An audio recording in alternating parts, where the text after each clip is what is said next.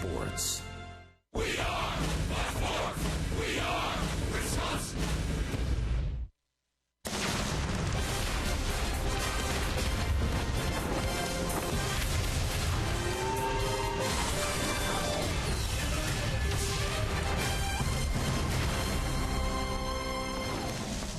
The road trip continues at the home of the Tigers. The Detroit Tigers, we're at Comerica Park. It's the Brewers and the Tigers starting a 3-game series here tonight. Interleague baseball on Fox Sports Wisconsin. And the greatest hitter in the game, Miguel Cabrera. He is in the lineup. His 400th career homer came Saturday against the Cardinals. Always a force to be reckoned with. Carlos Gomez, great news here. He is in the lineup tonight after being hit in the head by a fastball yesterday. He returns this evening. Hi, everybody. We welcome you from Detroit. Brian Anderson here with Bill Schroeder. We'll hear from Sophia Minnaert in just a moment. Beautiful ballpark, Comerica Park, at the home of the Tigers. This is a team that has been to the postseason the last 4 years, Rock. They have one of the heaviest hitting lineups in the big leagues and one of the heaviest hitters of all time in the big leagues in Miguel Cabrera. Yeah, maybe one of the all-time greatest right-handed hitters in baseball, certainly the best hitter in the game right now. Miguel Cabrera. This is one of the neat things about what we do on a daily basis. We go to these ballparks, and every now and again you get to see a guy like Miguel Cabrera. Everybody that comes to Tiger Stadium or Comerica Park looks to see what this guy's going to do. A two-time MVP. 2013, he won the Triple Crown. That hadn't happened in a long time before he did it. 9-time All-Star. You mentioned he hit his 400th home run against the St. Louis Cardinals on Saturday. But for me, the greatest accomplishment that Miguel Cabrera is able to do each and every year is stay on the field. 9 of his 11 full seasons, he has played 157 or more games. That's an incredible record. And he's not the only one in this lineup. He's the bell cow, but they've got a ton of talent. Yoenis Cespedes is not in the lineup tonight. We should expect to see him tomorrow, but they've got a ton of firepower in their batting order. All right, the Brewers make a change today. They have a transaction to talk about, and let's check in with Sophia Minnaert for that. Scooter Gennett, I beg your pardon, gets sent down, Sophia, and they're going to bring up a former Tiger in Corey Knebel. Yes, it's a twofold move. Scooter Gennett just struggling to get into a rhythm here at the plate, so they said it was best for him to go down to AAA Colorado Springs and get that swing back that they know that Scooter Gennett is capable of doing. So you see the numbers there for Scooter, just the 154 average, 3 RBIs for him, along with 19 strikeouts. And so the corresponding move to bring up Corey Knebel for his Brewers debut. You see what he was able to do in 16 games with Colorado Springs, a 4.7 ERA, just 7 walks for him, along with 22 strikeouts. Both General Manager Doug Melvin and Manager Craig Counsell saying that it's a tough decision to make with Scooter Gennett, but in the best interest of both the player and the team to make the move right now. That's the question you're always trying to answer, is when's the right time? And, you know, I think at some point you just have to make a decision that, you know, what's best for the team here and what's best for Scooter. And I think we came to the point where it was best for us and best for Scooter to get back on track in AAA. Both Doug Melvin and Craig Counsell saying that Scooter Gennett, when they spoke with him and gave him the news, were very understanding and said that he admitted that he was starting to swing at pitches outside of the strike zone, was struggling at the plate, and so right now they feel that this is the best move for both Scooter and the team. They said there's no timetable in place for when Scooter may return, but we've got a series opener here at Detroit. The last time the Brewers were here, they were swept. Mike Fiers looks to get them back on track in the series opener at Comerica Park.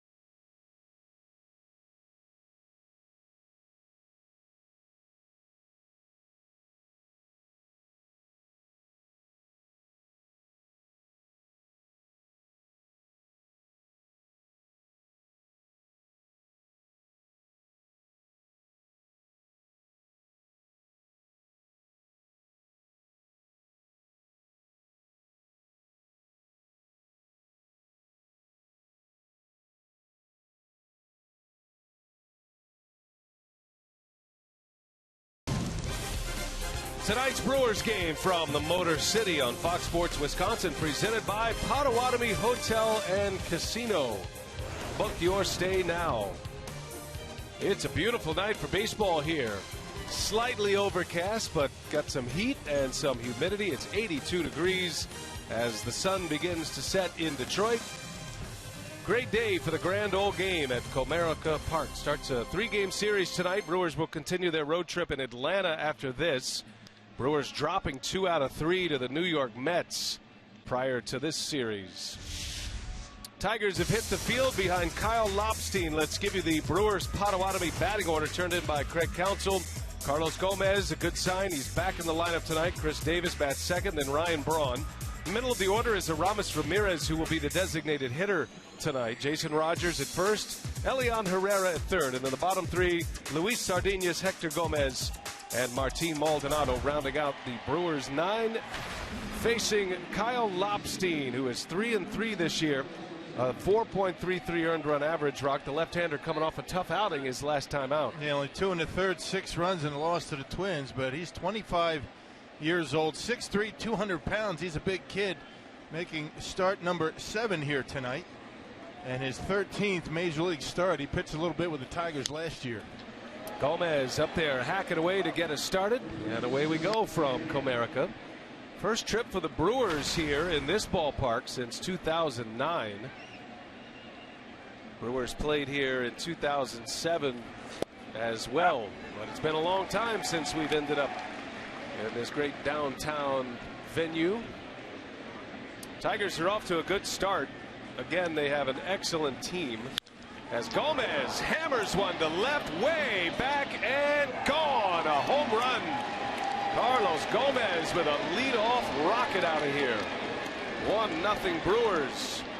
Well, you know when you come to this ballpark, you better bring the bats and swing them well, because you know the Tigers are going to score some runs. Well, Lobstein, only the 2nd home run he's allowed now in his 6+ starts, and that fastball a little bit too much of the plate. He doesn't throw very hard, and Carlos Gomez coming off getting hit in the head in New York. First time up, home run number 4, our Powerball home run count for Carlos, his 4th of the year. And you see the players in the dugout being very careful not to pat Gomez on the helmet. That's where he was hit yesterday, and little scary scene yesterday, but he looked like he was okay. He wanted to continue as Chris Davis swings and misses. He wanted to continue in yesterday's game. Craig Counsell just said, look, it's not worth the risk. We need to make sure you're okay. Sometimes going through the concussion protocol, it shows up a little later. But I think once we saw him on the plane and he was hamming it up pretty good, you knew he was going to be okay to return today. And very fortunate, too, able to turn his head just in time to get out of that fastball from Syndergaard yesterday with the Mets at 96 miles an hour. Still has a mark on the side of his face, the outline of the batting helmet. So Davis is retired, and Rock, the Menards Tigers defense, this is one of the better defensive clubs in the big leagues right now. Yeah, they're tied with the Tampa Bay Rays for the best fielding percentage in the American League. They've committed only 15 errors this year. They turn a lot of double plays, first in the league, 40. They have a solid infield, and it's one of the reasons why the Tigers feel as though they have a pretty good shot at repeating again. Ryan Braun, one of the few that returned to Comerica in a Brewers uniform. There were only 2 players in 09 for the Brewers that are still with the team. Braun is the only player. Craig Counsell is the other, the new Brewers skipper. Home plate umpire tonight is Mike DeMuro. Trip Gibson, Brian Gorman, Mark Carlson are the base umpires. Crew chief is out at second base. Brian Gorman. We see DeMuro, son of a big league umpire. Braun checks in, batting .252. Had 2 home runs on Friday in New York. He has 8 home runs on the season. That is good enough to lead the club. 23 runs batted in for Ryan Braun. 3 for 10 on this current road trip, and Braun will draw the walk.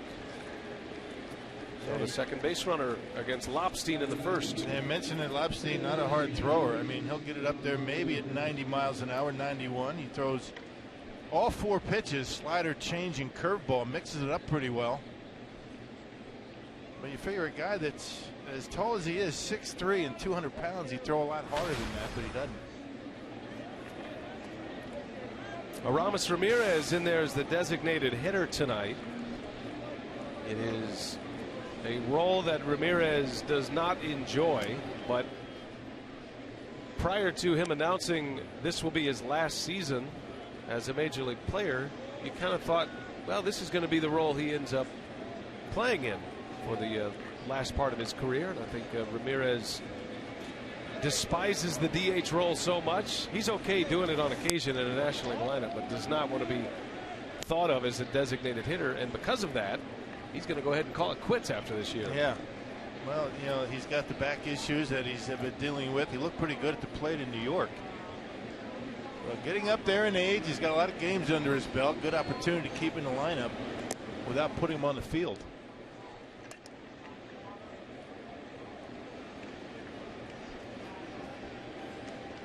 Brewers will use the DH all 3 days, and counsel saying he'd probably rotate that designated hitter role. And there are a lot of American League teams who are using the DH in that manner these days. It's not the role of the big power hitter much anymore. There are still a few traditional DHs out there, but for the most part, even in the American League, managers are using the DH to rest guys, get them off their feet defensively. You got Billy Button, you got Big Poppy over there in Boston, but that's normally a real big ticket item, that DH. And maybe cost-cutting measures, they're using it more to keep a guy in the lineup that's maybe hobbled a little bit or needs some time off. Lobstein misses down and away. 2 balls and a strike on Ramirez. Tigers are doing that with Victor Martinez, struggling with a knee problem, so they have him at the DH spot. Now, Martinez had knee surgery this past offseason, has had knee problems in the past. They've got a roster full of DHs. It was even tougher when Fielder was here. Right back off of Lobstein. It hit him in the leg, and he'll underhand it over to Cabrera for the out. Boy, Ramirez hit that like a bullet. It was certainly headed for center field. And now we'll check on Lobstein, see if he's all right. Yeah, good at bat by Ramirez, but unfortunately he got a piece of the pitcher out there. He's a big guy. I mentioned 6'3", 200 pounds. So a big roadblock up there. Looks like he got him in the arm. Maybe, let's see where it gets him. Maybe in the glove, not sure, but able to knock it down, recover, and get the out. Boy, coming back at him in a hurry. So a tough break for Ramirez. Second out of the inning. Gomez started this one with a bang. If you're just picking us up, a home run to start the game.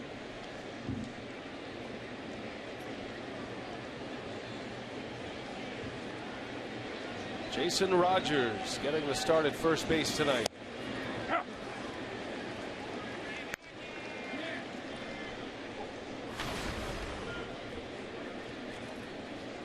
Rogers with 1 homer this season, called up in mid-April when Carlos Gomez was placed on the disabled list. I was talking to Jason before the game. I said, this ballpark is tailor-made for you, man. He's got power, but wide open spaces in the outfield. There's a lot of holes out there, and for a good hitter like Rogers, he could have a field day this week. And very good at taking the baseball to the opposite field. He's been squaring up the baseball consistently since his call up. Showing a good eye at the plate too. Anthony Ghost plays about as shallow in center as we saw over the weekend. Saw Lagares out in center for the Mets. Very shallow out there in center field. There's a lot of room out there too. Normally Cespedes is the left fielder here, but he's got a bit of a hand injury, so they have their 2 center fielders in the outfield for this game tonight. Rajay Davis gets the call in left. Ghost is an excellent defensive center fielder, has a great arm. So no Yoenis Cespedes. Brad Ausmus, the Tigers skipper, saying that it's a good day to give him off. He's been nursing injury to his hand. And 2 managers in this series who did not have any minor league managerial experience when they got their jobs. Braun takes off. The pitch is down and away, and Ryan steals third base without even a look. Yeah, they weren't even paying much attention to him. They're trying to cover as much ground as they can. And figuring if Lobstein's able to get the out, doesn't matter where Ryan's at. And no middle infielder even moving and allowing Brawny to get a big jump. Now for Braun, his 4th stolen base of the year. And a wave and a miss. Lobstein took a little off. The changeup gets Rogers to end the inning. But Carlos Gomez starts it with a bang. His 8th career leadoff homer. First one this season.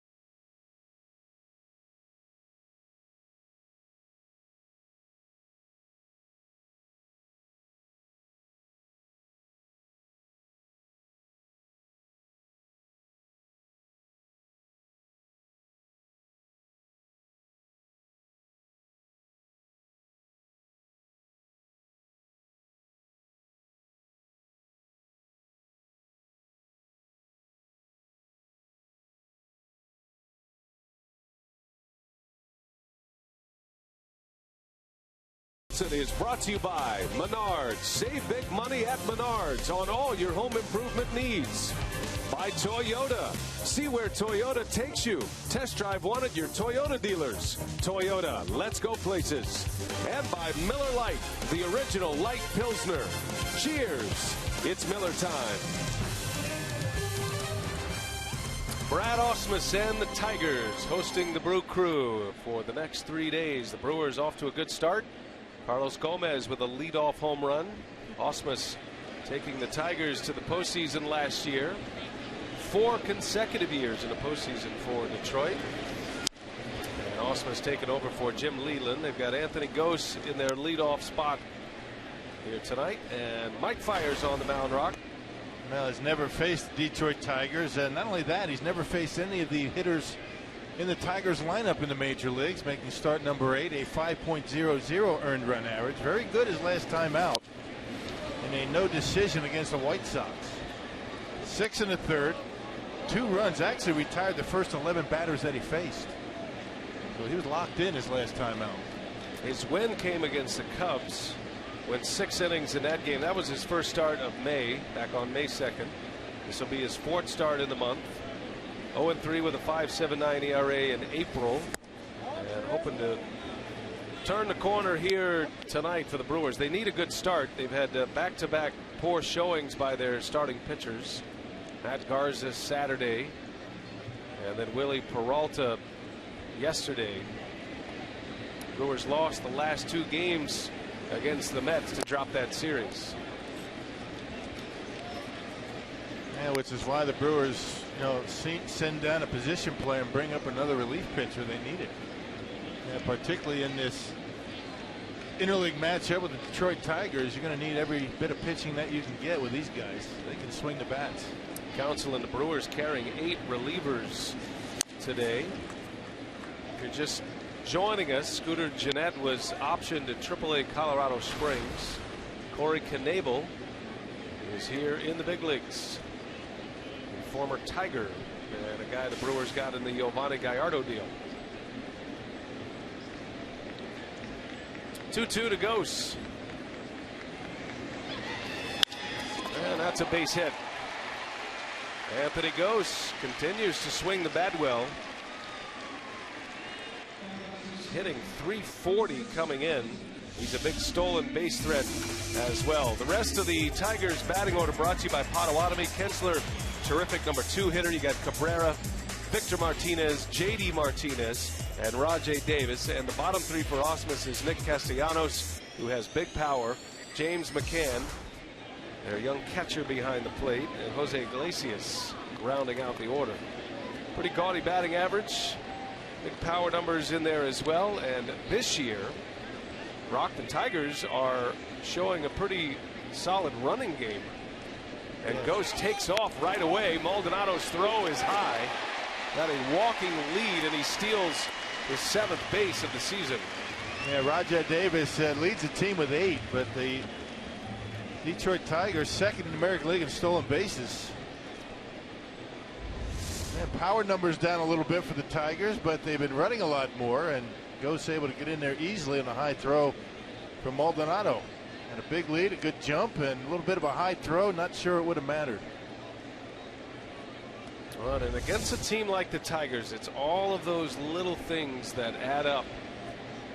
And they can hurt you in a big way as Kinsler takes a strike. Kinsler coming to the Tigers prior to last season, that major off-season transaction before the 2014 season that involved Prince Fielder. Kinsler was great for the Tigers last year. Not just what he did on the field either, the leadership. They rave about his clubhouse presence. Snap throw to second. Goes is back easily. And a lot of these guys, these Tigers, they play every day. And we talked about Miguel Cabrera, the way he's been able to stay on the field throughout his career. Very rarely takes a day off. Not a whole lot of juggling the lineup for Brad Ausmus with this Tigers team.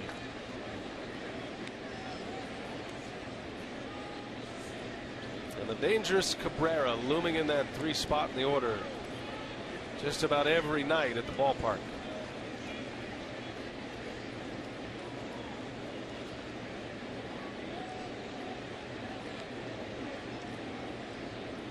One ball, 2 strikes. Fiers looking for his first out. Got a runner behind him in scoring position.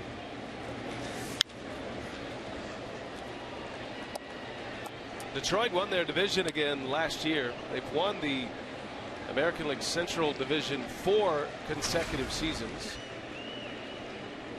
Prior to last year, they had been to the ALCS 3 consecutive seasons. They got swept in the division series round last year. The first round got swept by the Orioles. That one gets by Maldonado. Goes to third base, and this one not starting well for Mike Fiers. Yeah, spiking that pitch in the dirt, and not much chance from Maldonado. I mean, when they bounce that far in front of you, you just get lucky trying to throw your body at it. That curveball way in front of home plate. No chance for Martin, and man at third base now with nobody out.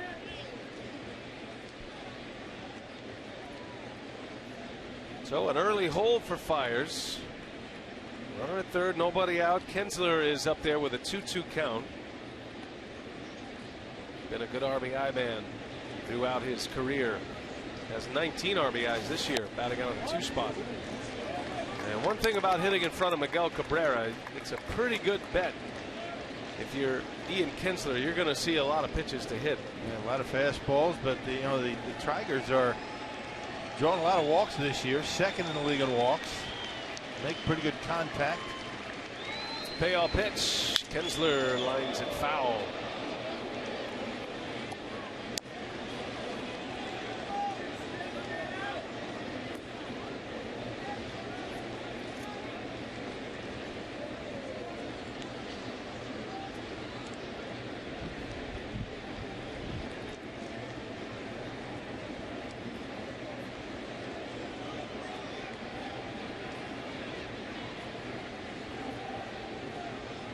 Another 3-2. Little half swing. That's going to get a run home. Rogers fumbles briefly. Fires is there. But the wild pitch leads to a run. That'll be an RBI for Kinsler. And right away the Tigers tie it up. Yep, and excuse me, swing. Didn't mean to. Tried to check it, but productive out on a check swing. Tying the ball game. So a walk or a base hit, a stolen base, a wild pitch, and a check swing grounder. And the Tigers tie it up. You can't allow the Tigers with this kind of offense to get away with runs like that.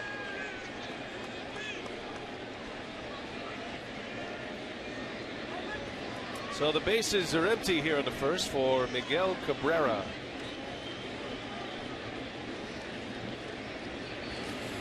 Cabrera is already putting up some gaudy numbers at the plate. He's got a lot of strikeouts early in the season. Rock mentioned the Tigers have walked a lot as a team. Cabrera has been intentionally walked 6 times. And he has 25 walks for the year, but his other numbers jump off the page. He's hitting .333, good enough for 8th in the American League. His 10 homers are tied for 3rd. And you see where he ranks in most of the major categories. 30 RBIs tied for 1st with a few others. And that's where you got to pitch him right there. That's a fine line on the inside, but Cabrera has to be shown that pitch. Better not miss. He's a career .321 hitter in 13 seasons, including this year.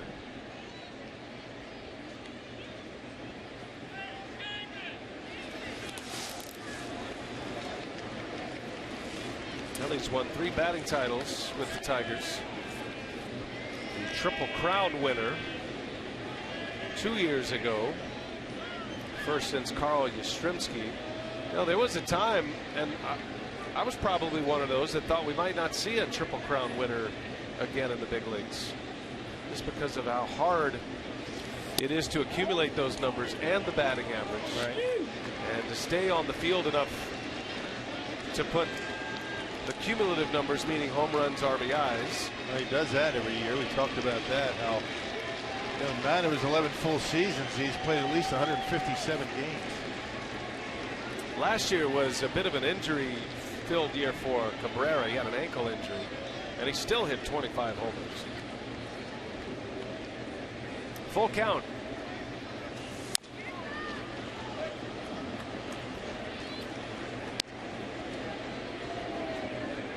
Now Miguel Cabrera, by all means, is the Tigers' T-Mobile game changer. Started his career with the Marlins. He came to Detroit before the 08 season. A surefire Hall of Famer once his career ends. Should be a first ballot Hall of Famer. Best hitter in the game these days. That doesn't mean he's the best player overall in the game. Got Mike Trout, he's not too bad. Giancarlo Stanton, not a bad player either. But as far as being a pure hitter, you're looking at it. Long inning here for Fiers. He has just 1 out. 22nd pitch. Cabrera gets jammed and fouls it back. Cabrera's swing is a great study. Not just the power of the swing, but the efficiency. There's hardly any wasted movement in that swing. He has tremendous power to the opposite field. There are no holes when you pitch to Cabrera. Another payoff. Got him. Fiers, strikes him out, went up the ladder with a fastball. There's one. They found a hole. Yeah. At least at that at bat. Got himself out. Yep, swinging at a pitch out of the strike zone. We've seen that from Fiers quite a bit. Now 50 punch outs on the season to go along with 15 walks. So his walk to strikeout ratio very good this year, and able to tie him up upstairs. Got Miguel Cabrera on the full count. It is impressive how Fiers can rack up the strikeouts with a 90-mile-an-hour fastball. And the biggest change in his game since he's come to the big leagues and had success is the confidence he has to throw some of the best hitters in baseball that fastball up there. He starts Victor Martinez with a hook for a strike.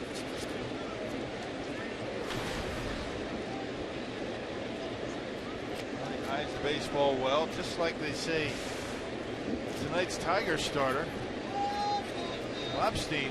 They say he hides it pretty well. Only throws about 90. Fiers gets ahead of Martinez quickly. 0-2. It's been a slow start for Victor Martinez. Just 1 homer, just 15 driven in. Coming off knee surgery in the offseason last season. He was really hobbled at the end of the year. Last year, he was the best 2-strike hitter in baseball. And he's having a real difficult time hitting left-handed. Hitting only 148 as a left-handed hitter. That's that knee, that left knee. 0-2 pitch. Little jam shot. Got all day here with Martinez running. He'll jog it down there, trying to protect that knee, and that will retire the side. So Fiers gives up a run. We're tied at 1 going to the second.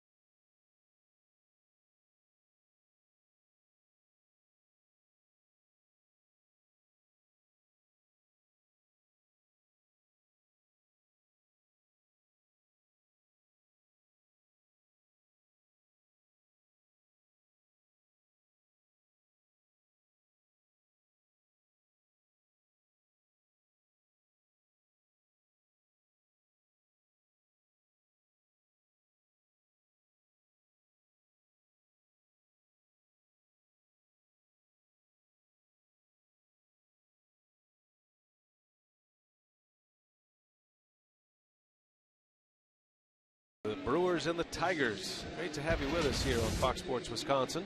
If you're into the DraftKings, here's some players to watch tonight. Go to DraftKings.com, enter the promo code CREW to get involved. Fiers and Cabrera. Cabrera is always a DraftKings prospect. You got Corey Kluber, the Cy Young Award winner from last year. Amaseo Garcia as well. So those are some of the names we have for you. Cabrera struck out in his first at bat against Fiers. And Mike Fiers done very well in interleague play. This is his 5th start as Herrera bunts it foul. That goes without saying. I guess, you know, the way he hides the baseball, it takes teams a little bit of time to get used to him. He did pretty well against the White Sox his last time out. They'd never seen it before. Mike Fiers' ERA against American League opponents is 1.30 in 4 starts.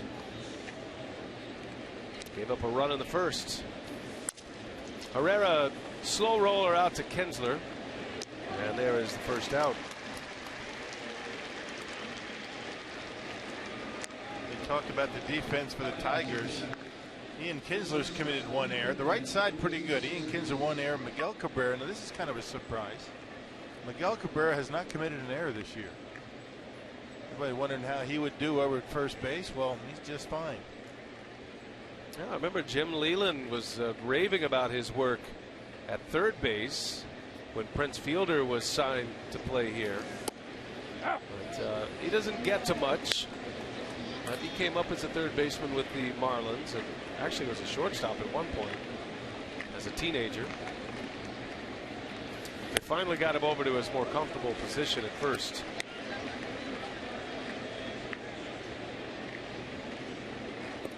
between first base and DH. He's a pretty good bet to be in the lineup every day.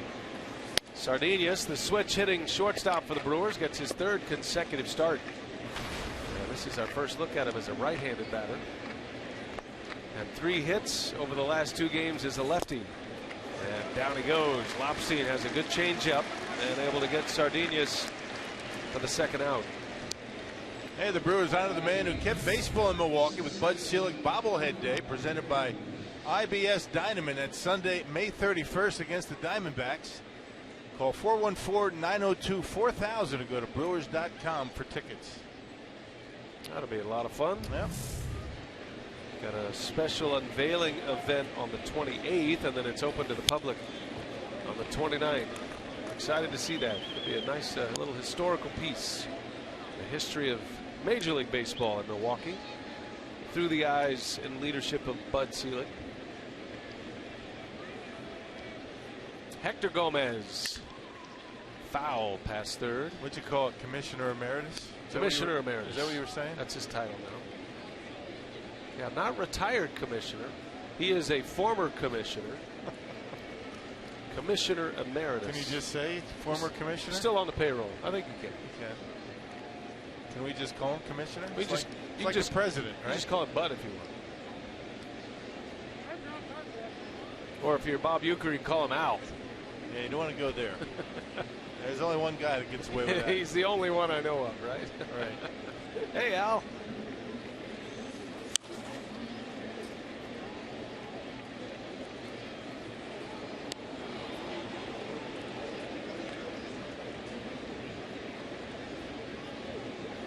I'm sure Uke's watching tonight.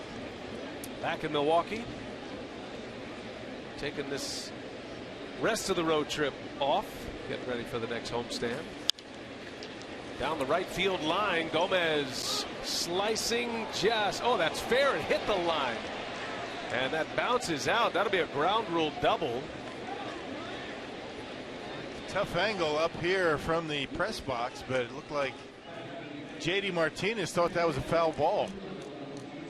Be interesting to see if Brad Ausmus wants to go to a replay here. But J.D. Martinez and Miguel Cabrera both saying it was a foul ball. Oh, that's close. Now that is that line out there is, it's not chalked line. It's a painted permanent line. Now, if any part of the ball hits any part of the line, it's a fair ball. I don't think they're going to challenge. So yeah, Ausmus and company looked at it, but it stays as a double.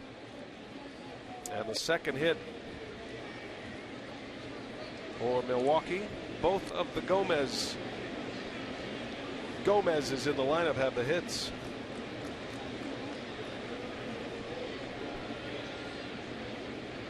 Martin Maldonado. And it's in the air to center field. Gose is there to put it away, and that will do it for the Brewers. They get a double from the 8th place hitter Hector Gomez. Lopstein strands him.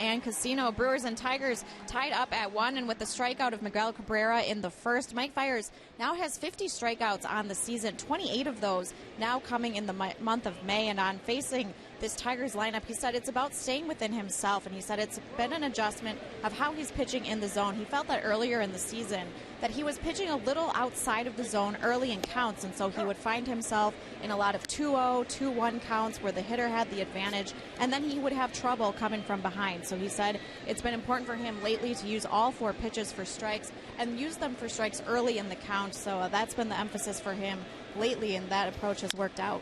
Yeah, especially the curveball, Sophia. That's a big pitch for Fiers. It was last year when he was going well.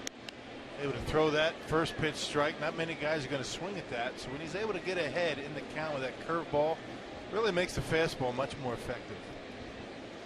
Fiers had a 12 strikeout game against the Cubs on May 2nd.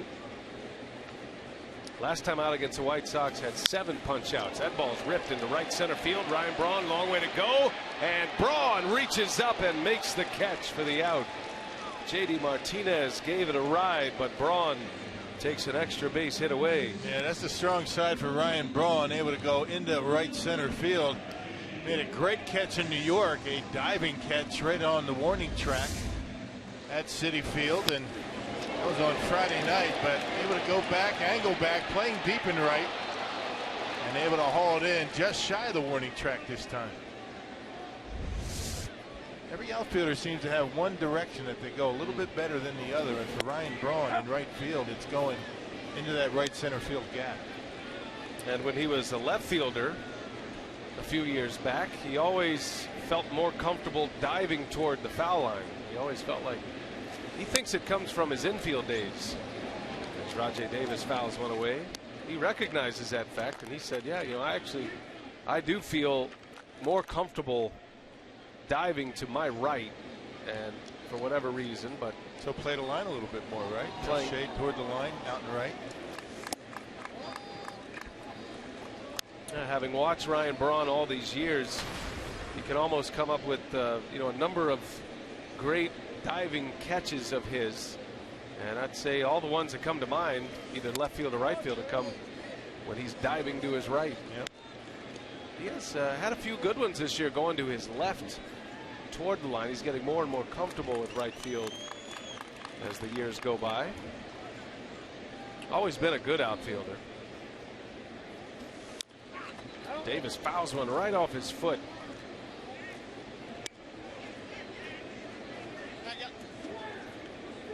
Now Davis was a key part of the Tigers last year, solidified their defense. They traded Austin Jackson away. And remember, they lost Granderson first, and center field was always a challenge for Detroit. Davis came in, did a great job for him last year, but then he got hurt. A leg injury leading up to the playoffs, and really was not effective in the postseason, which was a short stay for the Tigers.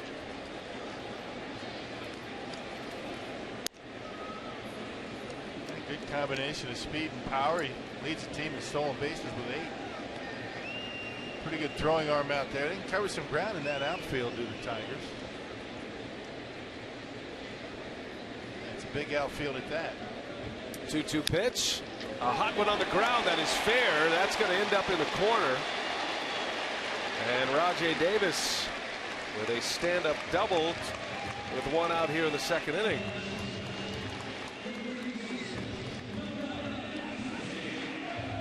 And when Dan was able to hook one right down the left field line out of the reach of Ilian Herrera, check it out. Actually, that pitch was coming in on him. Down on the trademark just a little bit, and even with Herrera covering the line a little bit, not able to get there. So another man in scoring position for Detroit. Tigers got a run in the first. RBI ground out from Ian Kinsler after Ghost stole second and went to third on a wild pitch. And there goes Davis, got a huge jump. Maldonado won't even bother. And again, Rock, these are the little things against an offense like the Tigers. You have to tighten up your game from a pitching perspective, trying to hold runners on, and you want to keep them station to station as best you can. And you know the pregame scouting report, the meeting that the Brewers go over each and every day, particularly in the first game of the series, keep these guys close, particularly the two that have stolen the bases tonight. And no reason to allow them to go on the first move on the first pitch. Forces the infield in. Pop up into shallow center. Gomez will run this one down, and Davis won't tag. So a big out for Mike Fiers as Nick Castellanos is retired. And now 2 outs in the inning. Check the Brewers defensively, courtesy of Menards. Sardinas getting his 3rd consecutive start, and Rogers gets a call over at first base.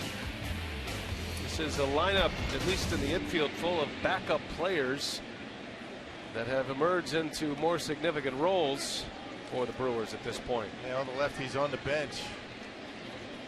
Lapstein very good against lefties, so you load up your lineup with right-handed hitters. The 38th different lineup for the Brewers in now their 39th game.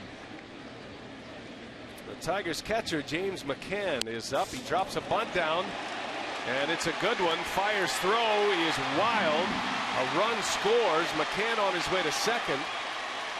A 2-out bunt single for an RBI, and an error on top of it. Caught completely by surprise, the Brewers defensively. Yeah, you're best off just holding on to that when there's no chance to get McCann. This is just about as perfect a bunt as you can lay down. You can see Herrera behind the bag, and there's no chance. I don't care where you're at. You're not going to get the out. He throws it away, and it's going to be an error on Mike Fiers, and another man in scoring position now for Iglesias. Infield single. McCann credited with an RBI. The error belongs to Fiers. And a runner at second for the 9-hole hitter, Jose Iglesias, who is currently tied for second in the American League in batting average. Not bad for a 9-hitter. This lineup 1 through 9, they got some gaudy batting averages. Not too many guys near the 300 mark.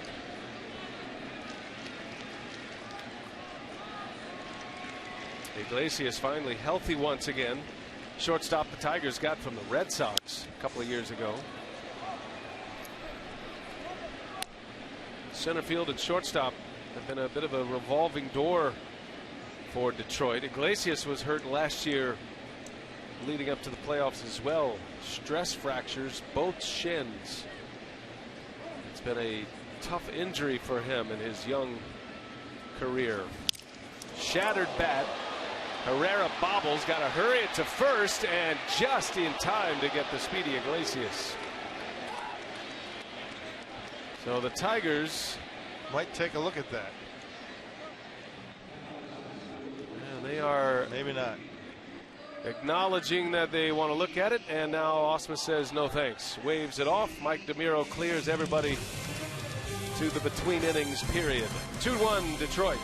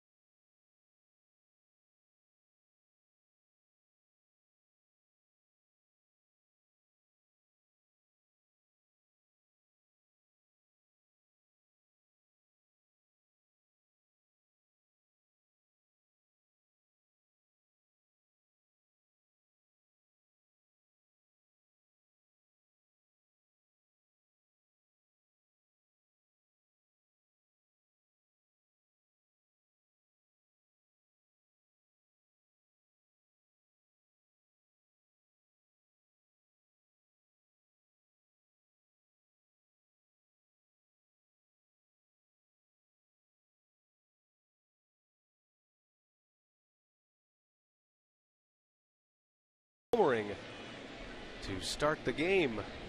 Our carsoup.com trivia question tonight. Prior to tonight, who was the last Brewers hitter to hit a home run versus the Tigers? Good question tonight. Turned in by Brian Michalajin. Gomez swings away. First pitch, fouls it back.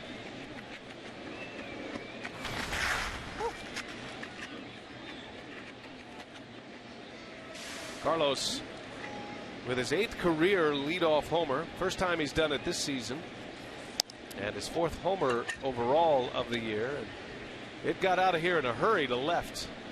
Yeah, right down the line. I mean, if you're going to hit them and you don't get all of them, that's where to go. 345 down the line. 330 down the right field line. Down to a knee he goes as he swings out of his helmet. He's good for a few of those tonight. Oh, yeah.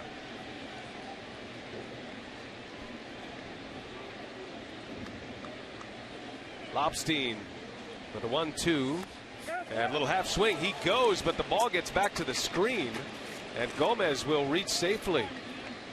So a strikeout for Lobstein, but a wild pitch will put the tying run aboard here in the 3rd. Right, nothing infuriates a catcher more than that.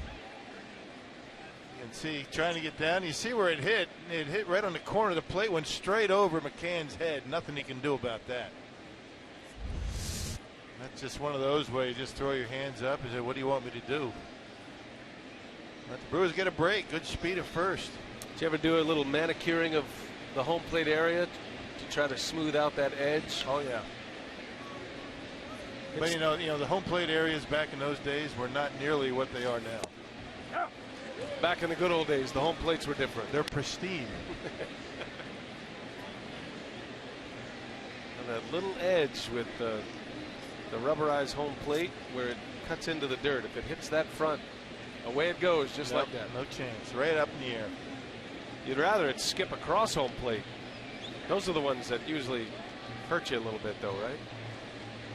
Picked up a little extra miles per hour when it skips across home plate. Like a Super Bowl.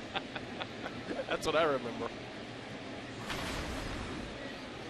Now, the ones that hit in the dirt about an inch or two in front of home plate, those are the easy ones. Yeah.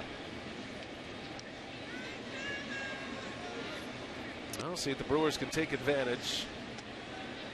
Getting to Kyle Lobstein early in the game is important. We talked about his poor start his last time out, but other than that, he's been pretty efficient for the Tigers. Innings 1 through 3, his earned run average is at 7.79 this year. But once he gets into the game, when he gets into the 4th inning, then he can tend to settle down. Those numbers are typical for most pitchers, but they are way skewed for Lobstein. Yeah, crazy. You'd think it'd be the other way around, right? And hitters that haven't seen a whole lot of him would have a difficult time, and as time went on, maybe a little bit better, but not the case. You know, Lobstein, until his last start against the Twins, where he went only 2 1/3, gave up 6 runs, he had a stretch of 3 games where he went at least 7 innings. He's been throwing the baseball pretty well. Had that one ERA buster his last time out. Lobstein is here because Justin Verlander is on the disabled list for the Tigers. As Davis takes a ball low. Lobstein essentially is the 6th starter for Detroit. They've lost a couple of their horses over the last few years. Lost Porcello and Scherzer. Doug Fister traded to the Nationals prior to last season. They still have Verlander and David Price and Anibal Sanchez at the top. They still have a very good pitching staff. We saw Justin Verlander today.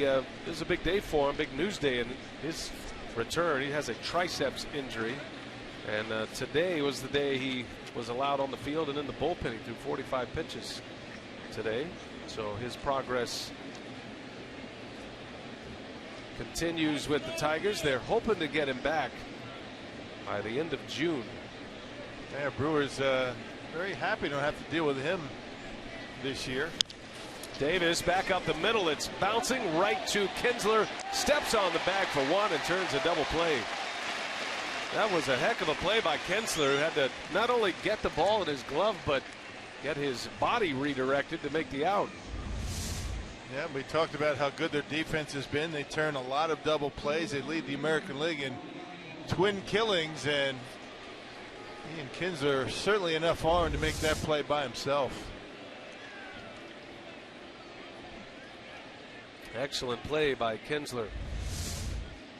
And with Speedy Gomez coming in on him, you could see Gomez trying to figure out where he was going to step on the bag.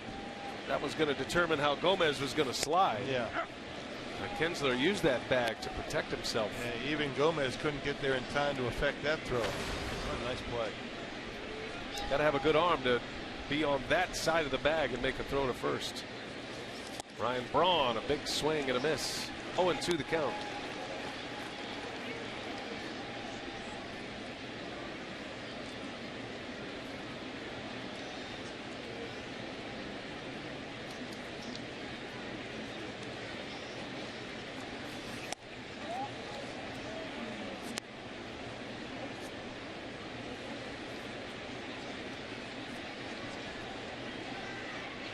Braun walked his last time up. Had a stolen base. He stole third in that first inning. Rolls over one here. Nice big hop for Iglesias, and that will retire the side. 2-1 Tigers. Detroit coming to bat.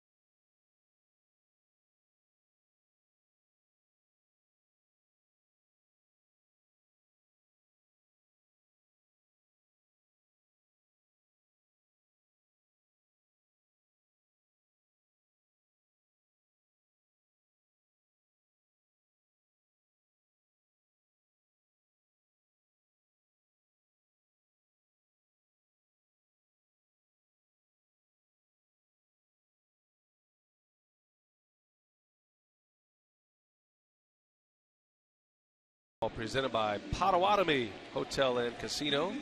Beautiful night for baseball here in Detroit.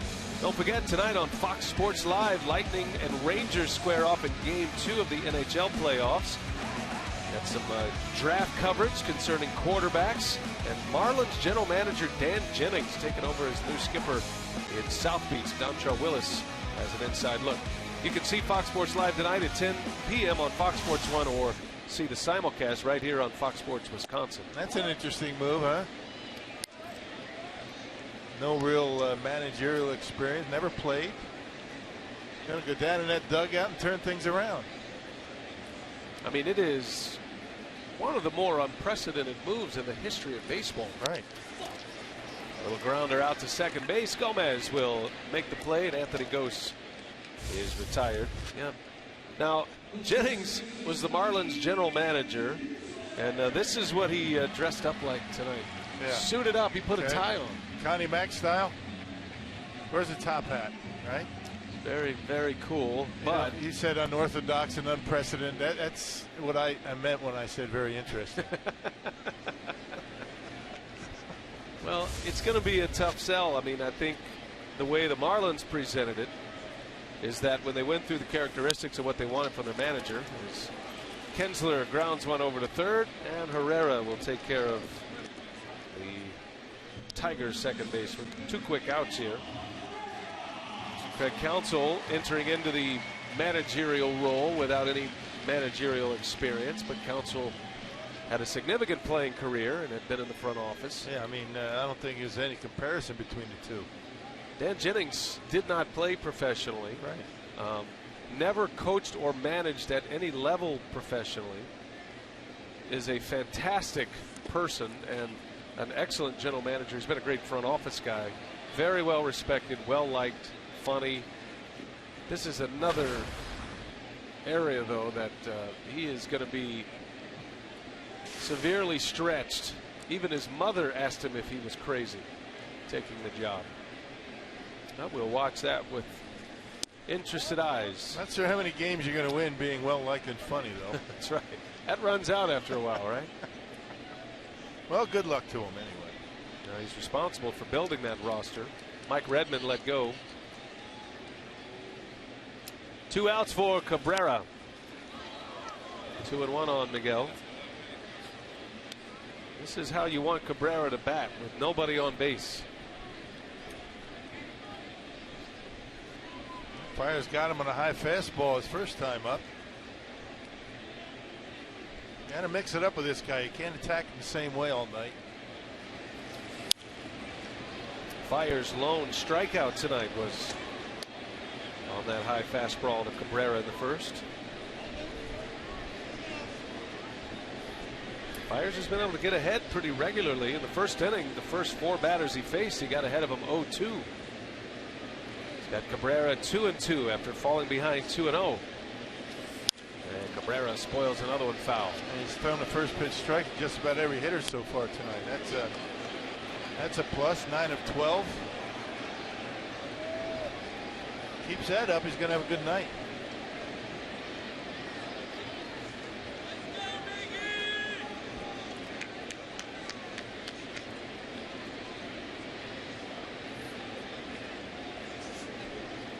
Two on the way. Had him fooled, but Cabrera, as he does so well, able to foul it off. This is Cabrera's 8th year in Detroit. Has a World Series ring as a member of the Marlins. That was his rookie year. Hitting cleanup as a 20-year-old in the Marlins World Series lineup. 2-2 the count. And Cabrera, center field. Gomez lays out, can't get it. That's going to roll to the fence. Cabrera thinking about third, and he's on his way. He will make it with a triple. You don't see many of those from Miguel Cabrera. If you're going to hit one here, that's where you want to go, out into the gap out there. It's 420 to dead center.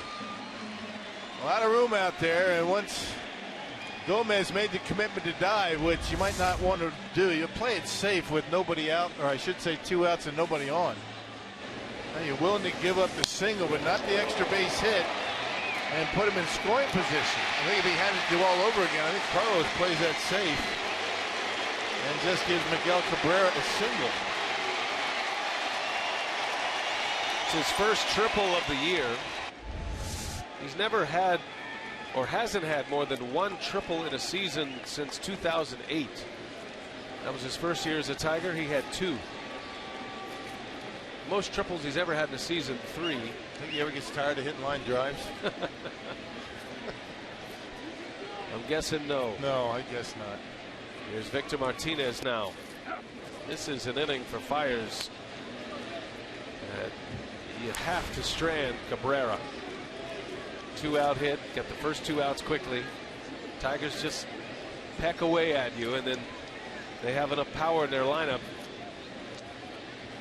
to put up a crooked number. So far, single tallies in each of the first 2 innings.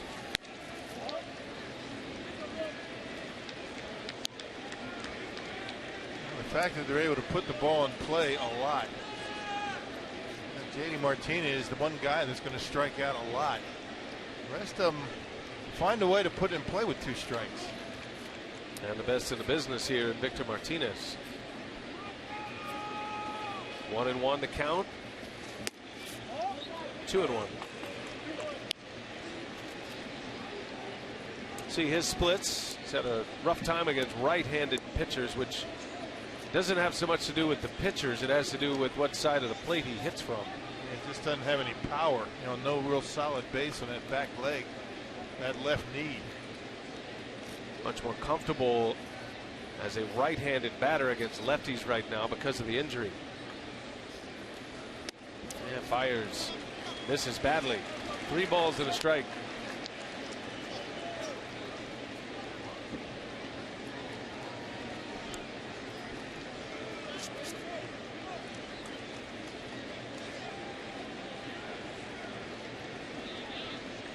Cabrera with a triple with 2 outs. Fires trying to get through this Tigers 3rd inning. Brewers scored first, got a homer from Carlos Gomez in the 1st inning. Tigers have RBIs from Kinsler and McCann. Victor Martinez squirts one left side, and a jump throw by Herrera is in time. Wow, what a play by Elian Herrera.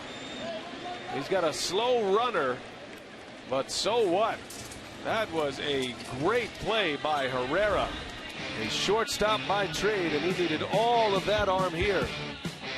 Jump throw right on the money. Inning over, saves a run.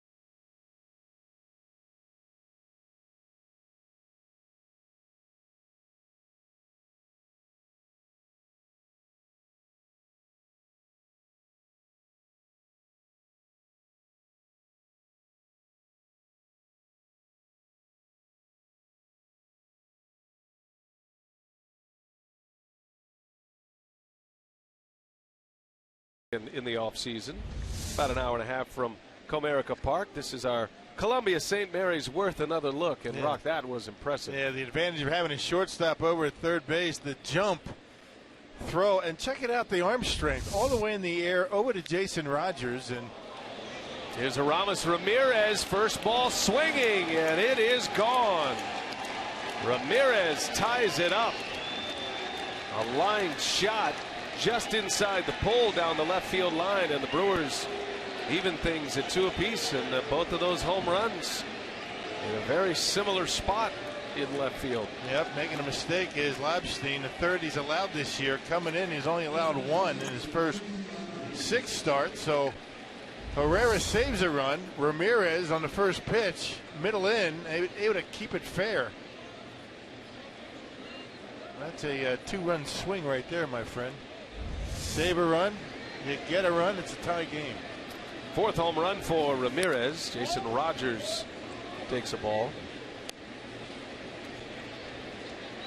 Now Ramos missing 6 days with a back injury.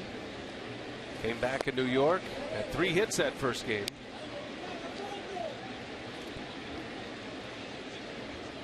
Well, Jason Rogers getting the call at first base with Ramirez in there at the DH today.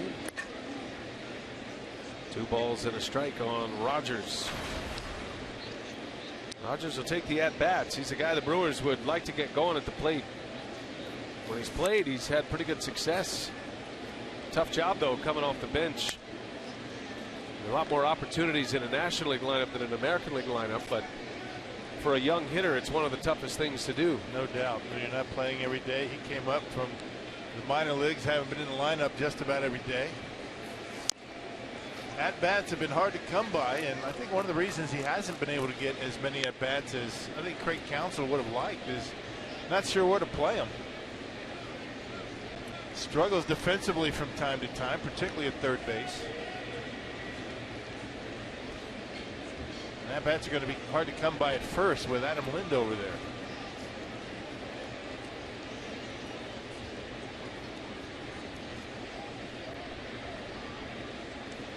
Here's a 2-2. Little bouncer foul. This is the 8th game the Brewers have had this year with a left-handed starter on the mound. Didn't have many early, but lately they've had a few. This is game 39 of the season. Lobstein delivers another 2-2. Bouncing ball to Kinsler. And there's the first out. And we check in with Sophia, who has more on Aramis Ramirez.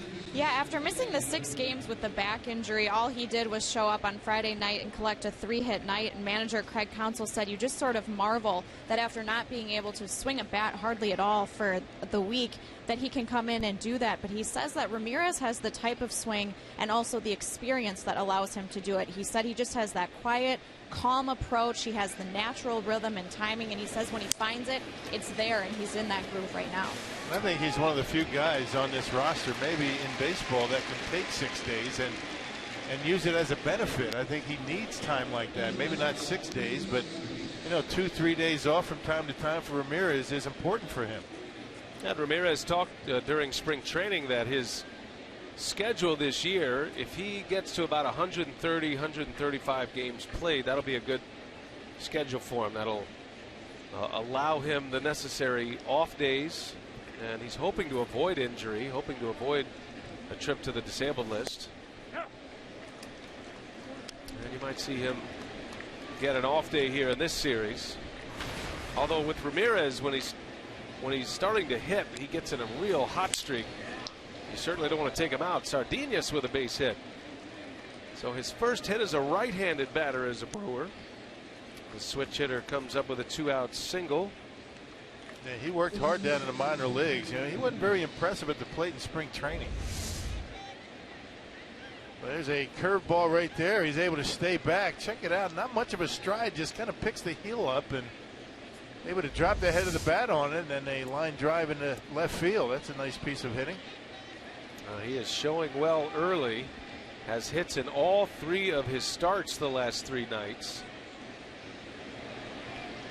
Keeps the inning alive for Hector Gomez, who doubled his last time up.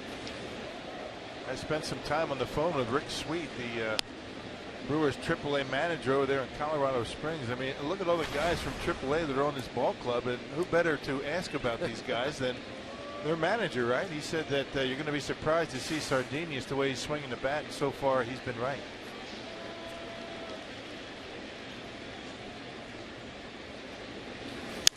Gomez, right field, well hit on the run. JD Martinez, and he's got it for the out. Calmly runs it down at the warning track. Hector gave it a ride, but is retired. Aramis Ramirez starts it with a bang. A home run to start the 4th. 2 tonight for the Brew Crew, and it's all tied at 2.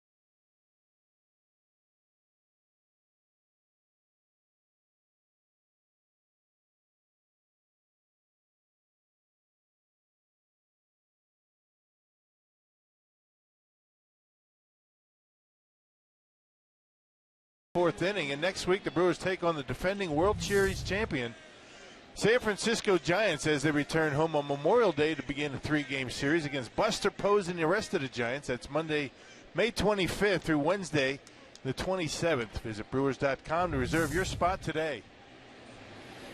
Yeah, Brewers still have a lot of work to do on the road before they return home. J.D. Martinez on the first pitch fouls it away. Off and running here in the bottom of the 4th. Now, Brewers have 3 games against the Tigers, and then it'll be a 4-game series in Atlanta before finally returning home on Monday, the 25th, against the Giants, the reigning world champs.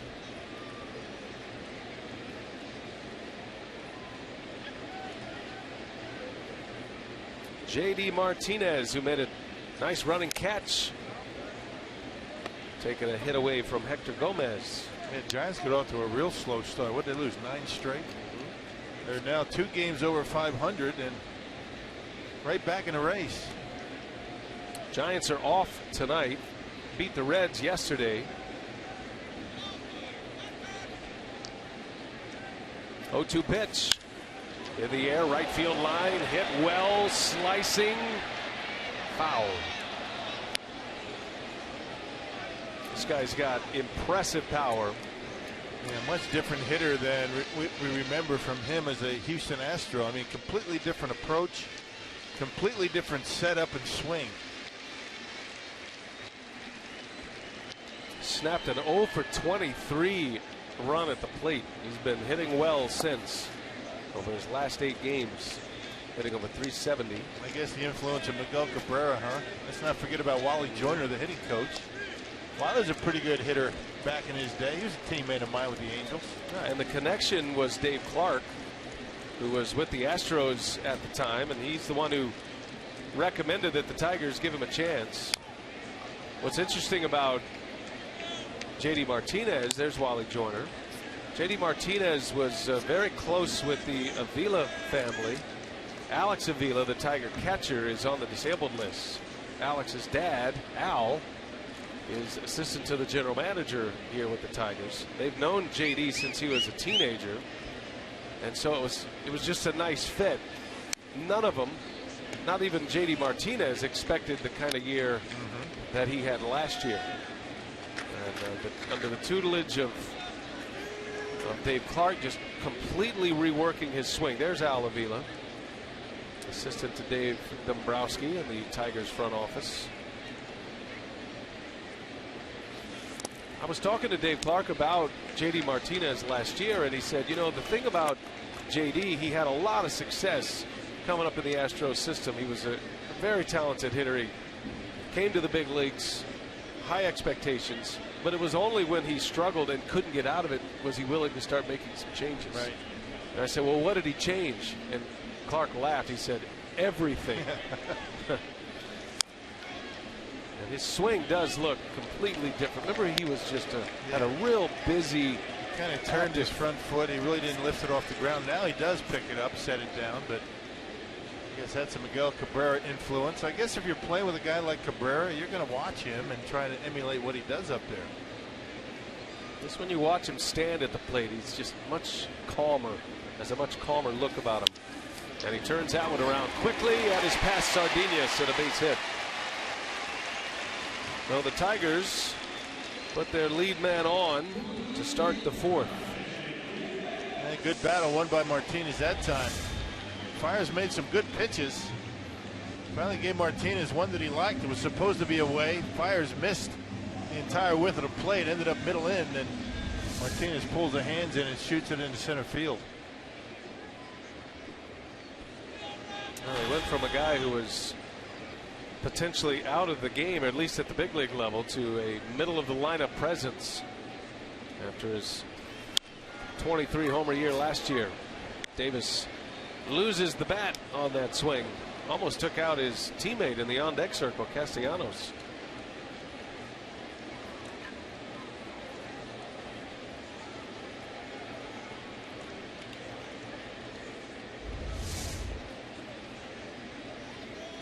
Lose the bat, maybe get some pine tar. He didn't do it. Castellanos is recommending Yeah, here's the pine tar rag. No, I don't need it.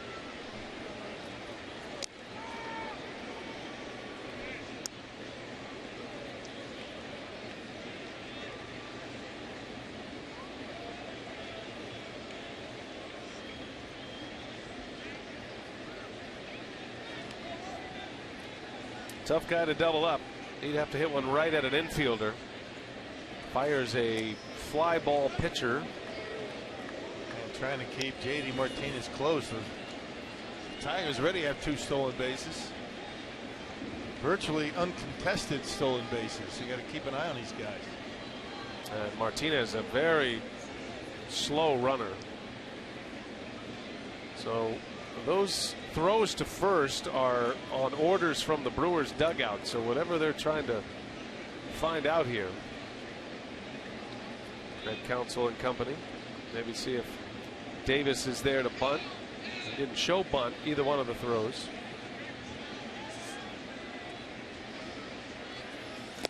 And a swing and a miss. 0-2 the count on Davis.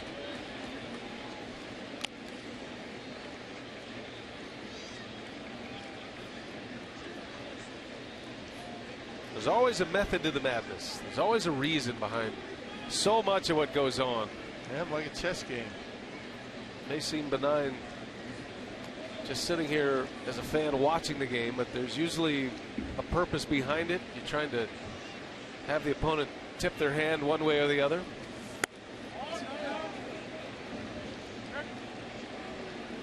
Able to check his swing, says first base umpire Trip Gibson. Maybe you do something this inning to set up something later in the game, perhaps. And sometimes those things happen. Pitchers change what they do as the game goes on, if they're able to. Good ones can. And so do hitters.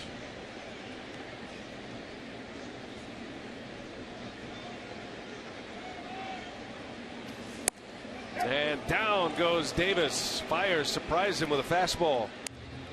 92-mile-an-hour fastball, which is about his best velocity, and he picks up his second strikeout. Either looking for something away or a breaking ball. That one had plenty of the plate right there, clearly in the box, and Davis knew it. On about face, one away. Here is Nick Castellanos.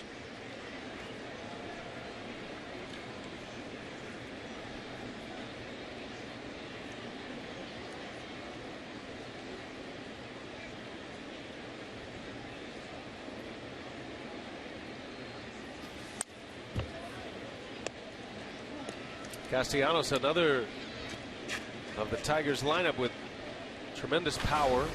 They hope he's going to grow into that power bat. He's only 23. At 11 homers last year in 148 games. Came up in 13 and was an everyday player last season for the first time. Tigers feel like he's going to be a 20 home run potential player. He's hit 3 this season.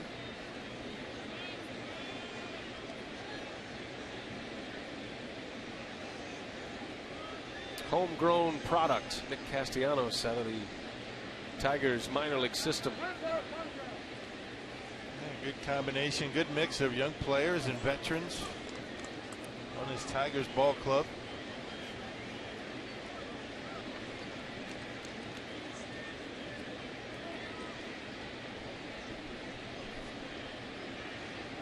And another one that is under the tutelage of Miguel Cabrera.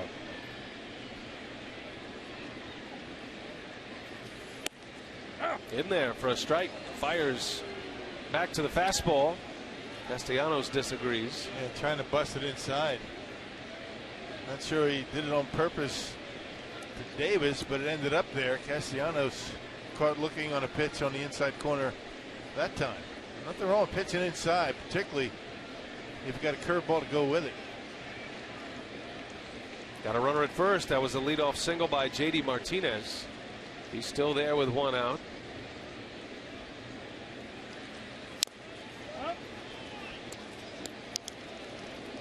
Get hitters, thinking inside, really opens up that outside corner.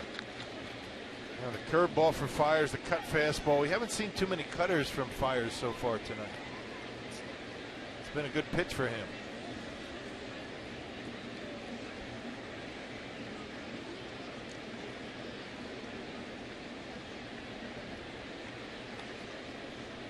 Just keep it out of the middle of the strike zone.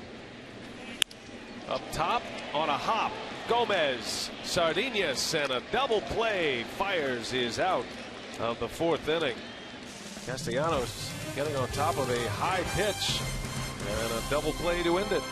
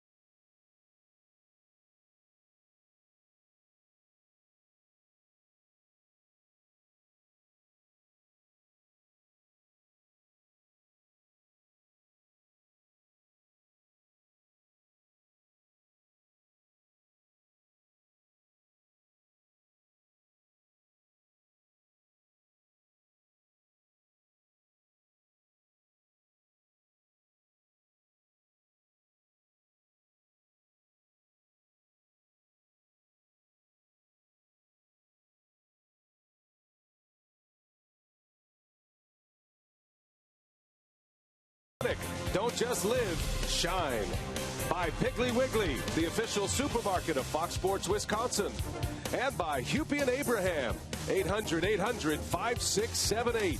Hupy and Abraham, tell them you mean business. Downtown Detroit, Brewers baseball tonight on Fox Sports Wisconsin. First trip here since '09. Beautiful Comerica Park. Got a good ball game going thus far. 2-2. We're all tied as we go to the 5th inning. Kyle Lobstein against Mike Fiers. Martin Maldonado bats 9th in Council's lineup tonight and leads off the 5th. Gomez to follow. Carlos Gomez and then Chris Davis. Brewers scored in the 1st inning. First batter, Carlos Gomez hit a home run to start it for Milwaukee. Tigers answered in the bottom of the 1st. On a ground out by Kinsler that scored Gose. And then they scored on a bunt single in the 2nd inning by their catcher James McCann. So the 2 run producing batted balls have not left the infield. Brewers are able to tie it with a home run by Ramirez to start last inning. Yep, now 38 home runs for the Brew Crew.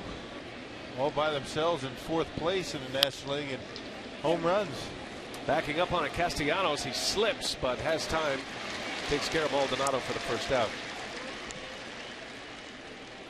So here comes Gomez now.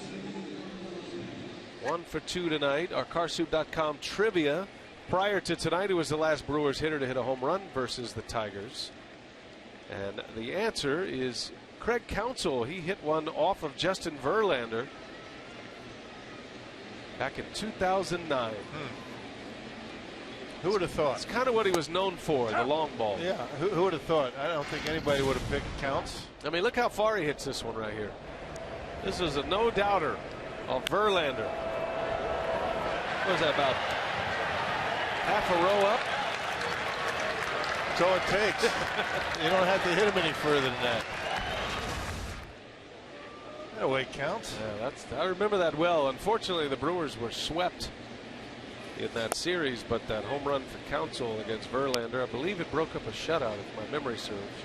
It's been a while.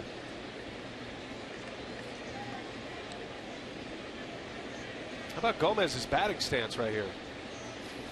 got that open stance. That first move for him is that front foot right to the pitcher. A lot of hitters will do that when they feel like they're pulling off the baseball. They'll do just the opposite. They'll open up the stance. The first move is going to be right toward the second baseman where he's at. Keep that front shoulder closed. Gomez is like that. He's a field player. He'll change his stance mid at bat sometimes. I've never seen this particular at bat. I'm curious to know if that hit by pitch yesterday has anything to do with it. As Gomez rolls to short, Iglesias makes a play.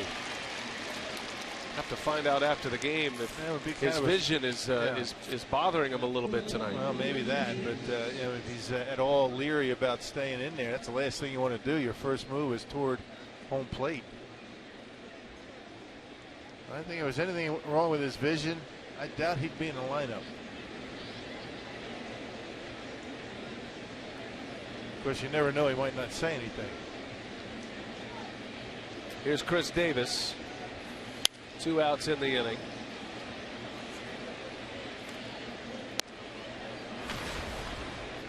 Got a good group here in Detroit. Some retired Milwaukee teachers who following the Brewers on the road. They started following the Brewers 36 years ago. Bob Lehman, Dick Lutzke, Tim Wera, and Craig Zaffron. Started following the Brewers on the road all those years back in the heyday of Brewers baseball in the Powder Blues, and they still do it today. We welcome them here. Not that they can hear us, but it's good to have them in the ballpark. I'm sure their families can hear us. That's a nicely typed letter, typed note. I mean, you get a typed note like that, pretty good chance you're going to read it. That's right. Huh? Yeah, we got to be able to. Got to be able to read the handwriting. Some of them we can't read. You figured with teachers that wouldn't be an issue. Right. Now, when doctors start traveling, they start, the prescription writing, handwriting. Right. No chance. That's beautiful. They put some logos on there. I think it was done on a typewriter, actually. They are retired teachers. Don't tell the Brewers they bootlegged the logo on there. Yeah. Twice. Too late. That's a heavy fine. We'll let it pass. Just this time, though. 3-2 to Davis on the ground to third. That is foul. And the count will remain at 3 balls and 2 strikes. By the way, I was just curious to see how many career homers Craig Counsell had. 42. That's not bad. And that one he hit in 09, that wasn't his last homer either. He had 3 more after that. He hit 4 that year in 09 as a Brewer. Good player. Knew how to play the game. That's why he's going to make a good manager. 2 World Series titles, and he was the MVP of the NLCS. Bouncing ball up the middle. Iglesias in and out of his glove like a flash. Inning is over. Best inning for Lobstein. 1, 2, 3 go the Brewers. We head to the bottom of the 5th.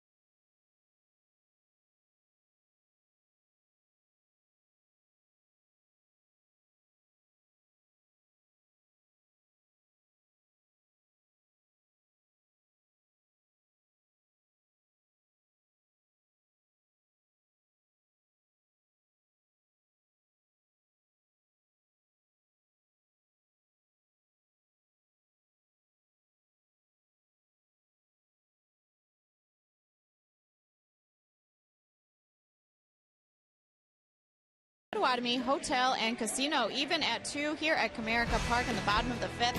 The Brewers Community Foundation and the 2015 Leadership Council present the 17th annual 5K Run Walk on July 18th. The entry includes a commemorative t-shirt, voucher to a home game, fan photos with mascots, and an opportunity to get your steps in with a 5K run walk. The fundraising dollars for this year's event will support Fisher House Milwaukee, a hospitality house for veterans and military families whose loved ones are receiving treatment at the VA Medical Center.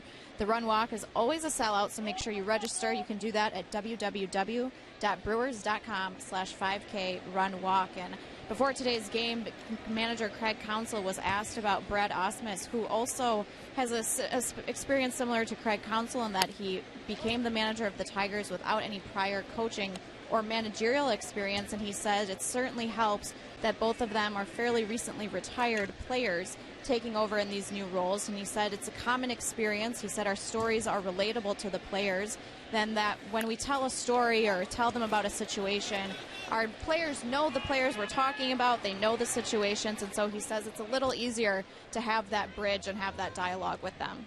No question that's an important part of it. We're seeing that a lot more. The Tigers just played the Cardinals, so that theme continues. Mike Matheny had not managed at any level. And, you know, the Brewers feel very comfortable with Craig Counsell in the managerial seat. A general philosophical question I have, Rock, is if you are a minor league manager right now and you're seeing this trend of assignments given for major league managerial jobs, you're kind of losing a little bit of incentive down there, and that's got to be a frustrating aspect of all I agree. this. There's 5 of them now in baseball. Right. I mean, Matt Williams never managed, but he was a coach for a long time, so you kind of throw him out of that mix. But 4 guys that, Robin Ventura now is in that mix, so yeah, it's kind of be a little frustrating for some of these guys that have been, paying their dues and going down to the low minor leagues and climbing that ladder in an organization and really not getting any opportunity. So I would agree. I mean, that's got to be something that's a concern to all baseball, because all of a sudden you're not going to have the quality coaches and managers that you're going to want down in the minor leagues. Iglesias trying to bunt his way on. Of course, some of the coaches, and I know a lot of them down in the lower minor leagues, that say that's where they want to be. They like to be able to get to the kids when they're young and they're impressionable, and they can have the most impact on these young kids. Yeah, managing in the minor leagues is a completely different game than in the major leagues. I mean, there's not the media crush that you have to deal with. Managing in the major leagues, a big part of your job is handling everything outside of the game of baseball. And the personalities, and that's what Sophia was referring to. I mean, you guys like Ausmus and Counsell, I mean, they just stopped playing baseball themselves. They were in the clubhouse as a player. They know how to respond to these guys these days. It's not like it used to be. You have to deal with these guys a lot differently now than you did maybe even 5-6 years ago. 1 ball, 2 strikes to count on Jose Iglesias, and fires. This is inside. 2-2 game here in Detroit. It's been an interesting study, and I think for the Brewers, they couldn't have found a better option than Craig Counsell, who is a Brewer through and through. Fly ball center field. Gomez is there, and the second out.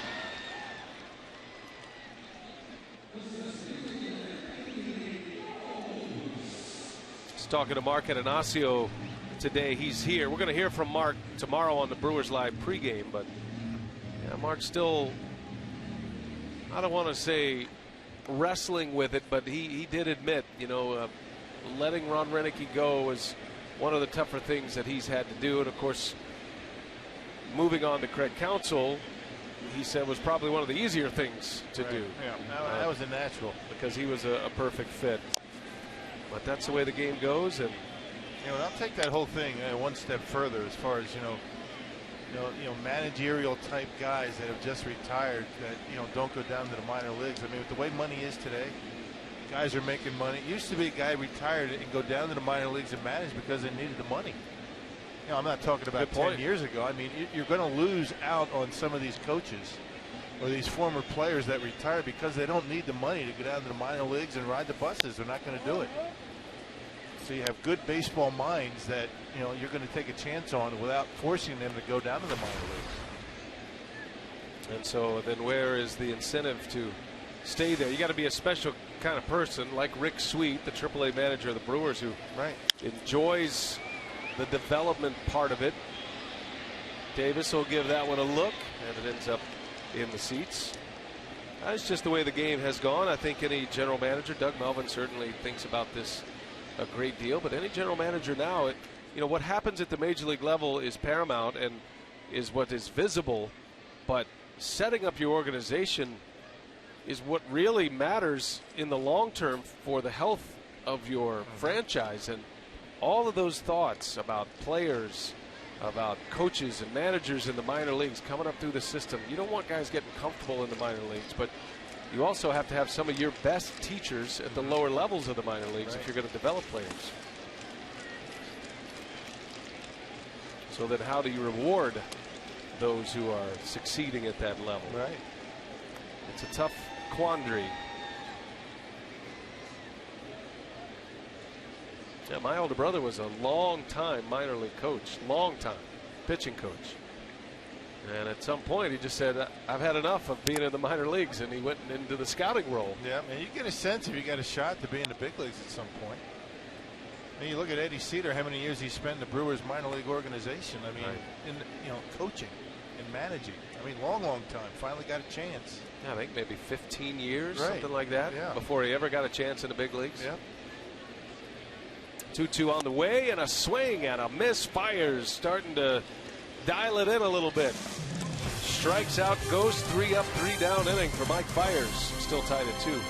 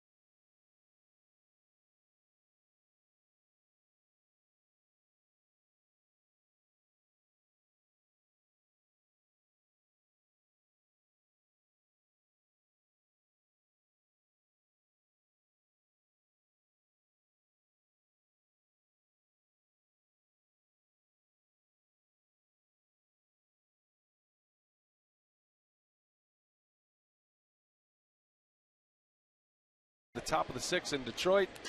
2-2 game, Brewers Tigers. And our Powerball home run count. Ryan Braun still leads the club with 8. Adam Lynn not in the lineup tonight. He has 6 home runs. Herrera hit 3 homers in consecutive games. Aramis Ramirez hit his 4th to join Herrera earlier tonight. That was in the 4th inning, and that tied the game. We'll see Ramirez next. Ryan Braun will start the 6th, then Aramis, and then Jason Rogers. Lopstein, the left-hander, against Mike Fiers. And both have settled in somewhat. 9 hits combined. Fiers has given up 5 hits to the Tigers. Lopstein's given up 4. 2 of those are homers. And Braun rolls over 1. Changeout's been a good pitch tonight for Lopstein. So 1 away. And that's 4 in a row retired by Lopstein. And how about our Jimmy John's delivery of the game? Rock first pitch. Ramirez in the 4th. See you later. Dangerous spot when you don't have much on it. 90 miles an hour on the inside part of the plate. And Yeah, Ramirez puts a good swing on it, a couple of solo shots, and the Brewers have it tied at 2. You hit him right where you have to in this ballpark, right down the lines, and you can get some home runs. Right back to the mound. Easy enough for Lobstein. 2 up, 2 down. Changeup's a good pitch, particularly against his Brewers lineup that likes the fastball. Got Ramy out in front. Now, if you look at his line tonight, as we see Jason Rogers coming up. So Lobstein has retired 6 in a row. The last 5 have been ground outs, and 7 of the last 8 outs have been on the ground. Actually, it can go deeper than that. 9 of the last 10 outs have been ground outs. Yeah, 2 fly ball outs. Maldonado and Gomez, Hector Gomez. That's it. Rogers, right center. And that will retire the side. Quickly go the Brew Crew in the 6th inning.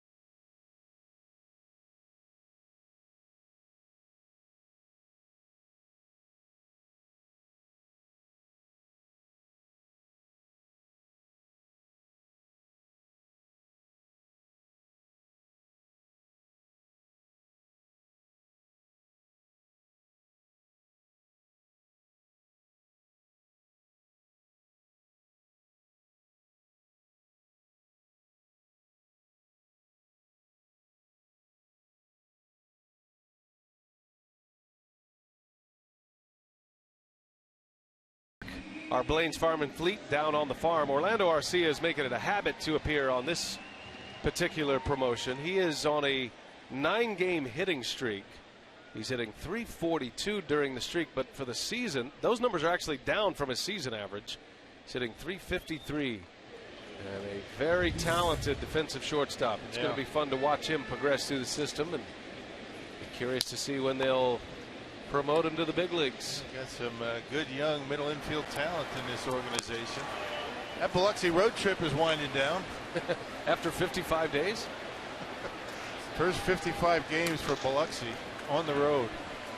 Stadium renovations. Jeffers is getting loose. This is a key inning here for Fires. He's got Kinsler, Cabrera, and Victor Martinez. Any sign of trouble in a 2-2 game in the 6th inning. And you might see a move. Fire's pitch count is up there a little bit as well. This will be pitch number 93 coming. This Tigers lineup, even the guys on the bench, right hand dominant. I mean, for sure. You got Ghost as a lefty. You got Andrew Romine on the bench. He's a switch hitter. Victor Martinez is a switch hitter, but everybody else right-handed. Kinsler is 0 for 2 against Fires. His first ground out produced a run. And Fires misses. 3-1 the count. And this is a spot, night in, night out, that Kinsler can dial it up. He has enough power to be a threat, although he has not homered this year. But he gets in a 3-1 count with Miguel Cabrera looming next. Pretty good chance he's going to see a strike. I can't think of a better place in the big leagues to hit than second in front of Cabrera. Yeah, right.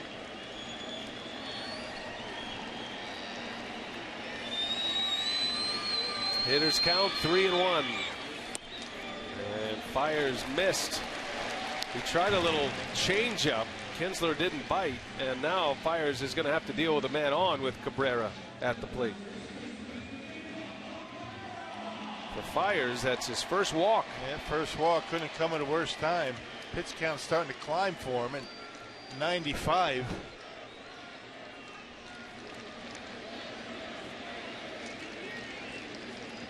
Cabrera does bounce into a lot of double plays. He's grounded into 7 already this year. That leads the club.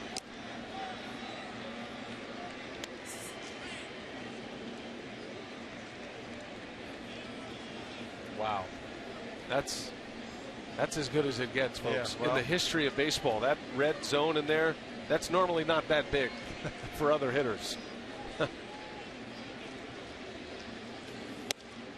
Fiers starts him with a strike. Good pitch. Wow, look at that sunset. Some rain coming in, partner.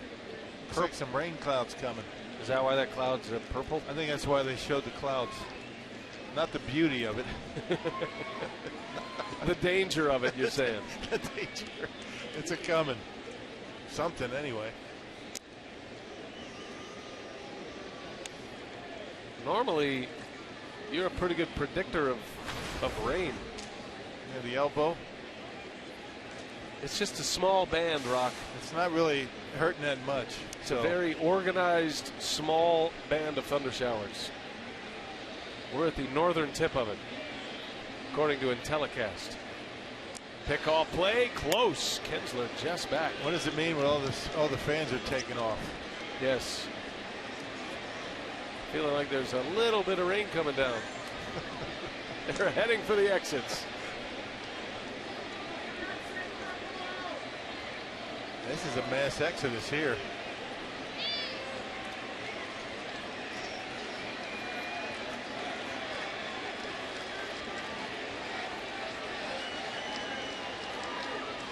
No balls and a strike. And a check on Kinsler.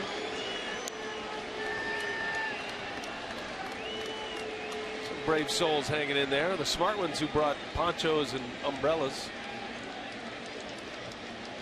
Umbrella sales are about to skyrocket in the Tigers team store. And the Detroit ground crew is collecting in the Brewers dugout, which is never a good sign. It's very ominous, isn't it? The precursor, there they are. In the ready position. 0-2 to Cabrera. Big moment of the game as the rain falls. Cabrera doesn't chase. Good block back there by Maldonado. Keeps the double play intact. Always have to be ready when you call a breaking ball. Pretty good chance a good one's going to end up down in the dirt, especially with 2 strikes. As the rain intensifies. Might have trouble getting through this inning.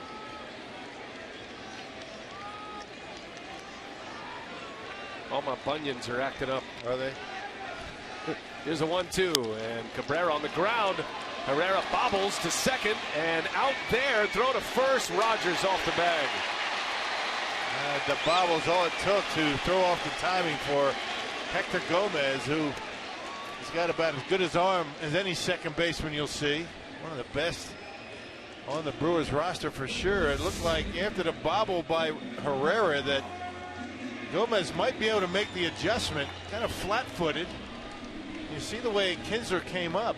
He came up, and I don't know. I mean, that's kind of iffy right there. You saw a automatic double play called earlier this year on a ball like that. That looked like Gomez's elbow, his throwing arm, hit Kinsler's helmet as he popped up with the slide. Yeah, really not supposed to do that, but he got away with it. Well, That could have been a golden opportunity for the Brewers to get 2 outs. But Cabrera reaches on a fielder's choice. Now Victor Martinez. Well, anytime you get that guy out, no matter what, you got to feel fortunate. And Martinez gets jammed. Out to Herrera with the shift on. Second out of the inning. And how about Fires getting through Cabrera and Martinez? Yeah, Martinez having an awful time and not generating any power from the left side. You wonder why he just doesn't go up there hitting right-handed if it hurts him that bad to hit left-handed. Of course, he's never done it. Switch hitter kind of would be an adjustment for him. I remember Shane Victorino did that a couple of years ago. Right. One last piece to the puzzle for Fires here in the 6th. JD Martinez. Had a single his last time up, and he lined out his first time up. A wave and a miss, chased a breaking ball. Julio Daniel Martinez. JD.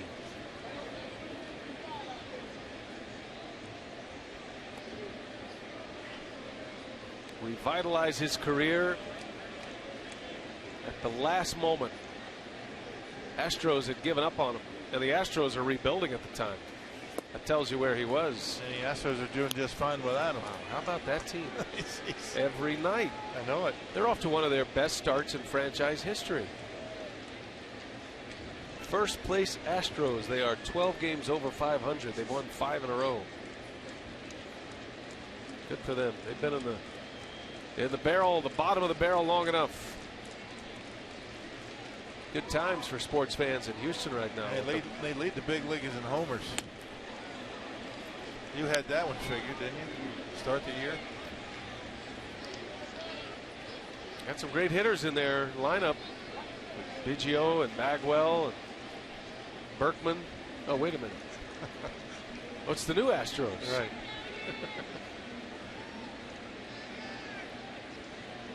One and two, the count on JD Martinez. Got a runner at first, 2 outs, and a line drive. Soft liner down, a base hit. And Davis misplays it. Cabrera will stop at third. Davis almost let that get by him. And any other base runner other than Cabrera, the Tigers probably have a run on the board. Yeah, no doubt. I mean, Cabrera running on contact with 2 outs. Still not able to score. 8th double of the year for Martinez. And there's that curveball. Fires left it down the middle of the plate and up in the zone, and Martinez is able to get it down the line. Davis has a long way to go, but still able to keep Cabrera at third base.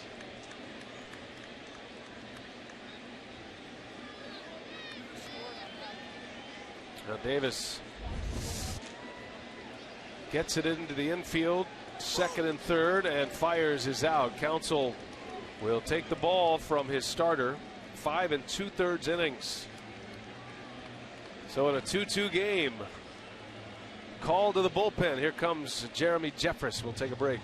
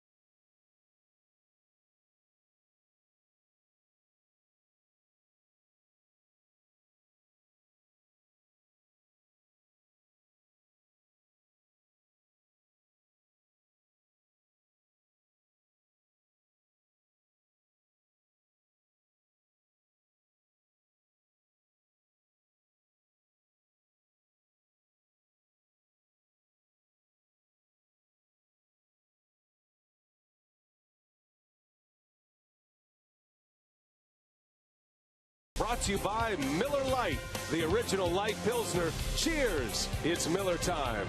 And by the Wisconsin Lottery, reminding you to please play responsibly. A pitching change as the rain falls harder here in Detroit. It's just a small band of showers. It's not going to put the rest of the game in jeopardy. They'll try to play through it. Mike Fiers very disappointed to be taken out. Jeremy Jeffress is coming in with 2 outs, runners at second and third. Key moment in the game here, Rock. Yeah, no doubt. And I think that's why, you bring Jeffress in, he gets a big arm out of that bullpen. Plus, Fiers' pitch count was starting to climb over 100. So you get a fresh arm in there to put this rally to bed. Jeffress last pitched on Saturday against the Mets and had a 3-up, 3-down inning, including 2 strikeouts. Boy, it is pouring rain here. Got to be tough to hit. Jeffress, and a swing and a foul, and it's 0-2 now on Davis. I would imagine as soon as this inning ends, or maybe after this batter, the crew chief, Brian Gorman, is going to ask the tarp crew to go to work. Yeah. Just try to wait this out a little bit. Not expected to rain long. Boy, it is a mess out there right now. Jeffress hit an 0-2 count, and a fastball got away from him. Good catch back there by Maldonado. That might have headed to the screen. 97 miles an hour. Up that high, tough to get the glove up like that.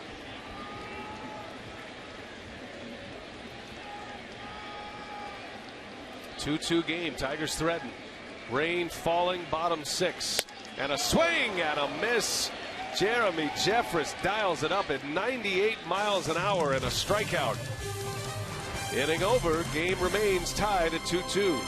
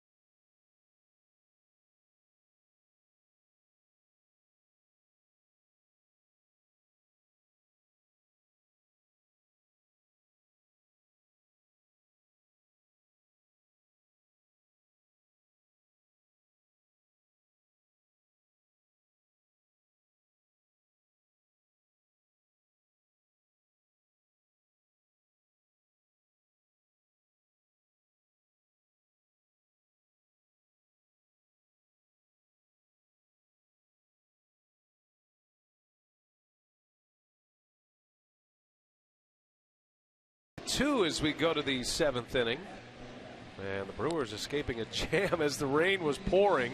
All of those fans leaving their seats, their exposed seats, and kind of hovering under the roof. Your weather report was pretty good. I've been around a little bit. You're not bad. You should have gone pro. I'll tell you, I was thinking about doing that at one point. Professional meteorologist. I'm not good with green, though, and there's a lot of green screening activity there. Well, I'm a little childish. Was that before or after you thought about being a jockey? That was right about the same time. Right about the same time. They share a lot of the similar qualities, by the way. All right, so here we go to the 7th. Elian Herrera, who lives in Birch Run, Michigan, which is about an hour and 20 minutes from here. I was very surprised to hear that today. I said, Elian, have you enjoyed playing here? He goes, oh, yeah, I get to sleep in my own bed. I go, what? Really? He's from the Dominican Republic. Right. But he's been here 7 years. He lives in the Detroit area for 7 years with his wife and 4 kids. And his wife's from Michigan, from Midland, Michigan. So I'm sure that's in the media guide. I mean, I don't think it is. You know, I don't think Mike Vasallo's media guide went that doesn't deep. have Ilion where he resides. I don't know. I don't have a Brewers media guide with me. 1-2 pitch, and Herrera takes a ball. I asked him what he does in the wintertime to prepare for the season. He goes, well, I go to winter ball. I said, well, that makes sense. That's where he gets his at-bats before the season starts.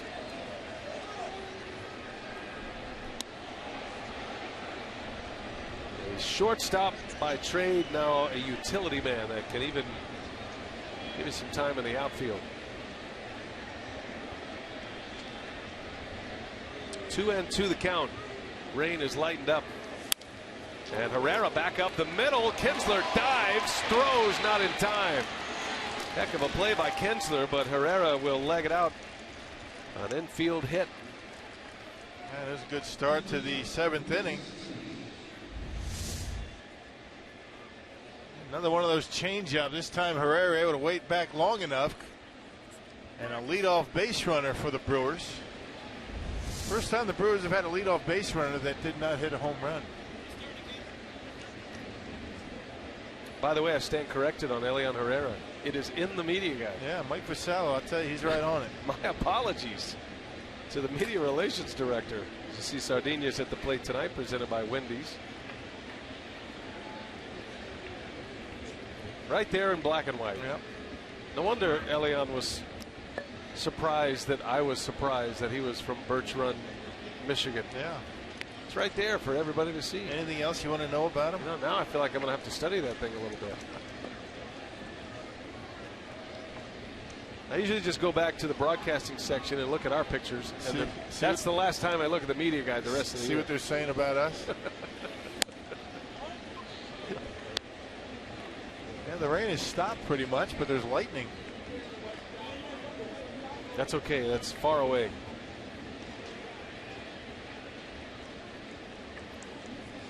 Fans are returning to their seats. Sardinias had a hit his last time up.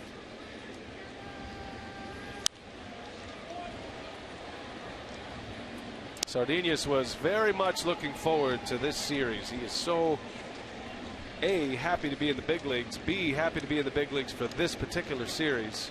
His idol is Omar Vizquel, First base coach. Yeah. First base coach of the Tigers. And following in a long line of Venezuelan shortstops. We had a chat today about some of his heroes growing up. Luis Aparicio, the godfather of Venezuelan shortstops. He's in the Hall of Fame, but right there, that one, Omar Vizquel, he's the #1, according to Sardinias. There weren't too any better than he was. He was something else. He could pick it. Ozzie Guillen. Brewers had Alex Gonzalez, who used to talk about the Venezuelan shortstop connection. A lot of young shortstops from Venezuela, they want to wear number 13. I asked Sardinias, did he request that number? And he said, no, Will Smith wears 13, but they just gave him 10. He said, I don't have a say in what number I wear. Right. They just hand you one. Be glad you get one. Right. I think he wore 62 in spring training. On the ground, Kinsler fires to second, 1. Iglesias. Yeah, bad throw. And Sardinias runs well as well. It would have been a tough double play. Fielder's choice, 1 out. Sardinias at first. Hey, Star Wars night is coming to Miller Park on Saturday, May 30th, courtesy of Kohl's. The Force will be strong at Miller Park that night with a number of Star Wars characters in attendance, photo opportunities, special in-game features, and more. For tickets, go to Brewers.com today. Hector Gomez now with 1 away.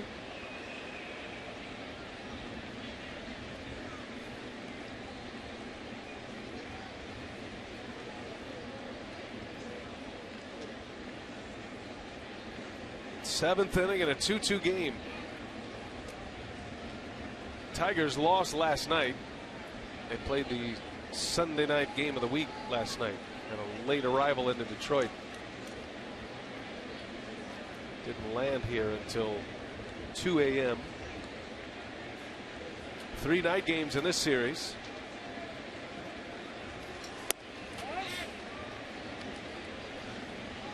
We're on the air each and every night at 5:30 in the Central Time Zone. Brewers are trying to get back to even on this road trip. They won the first game in New York, then lost the next 2.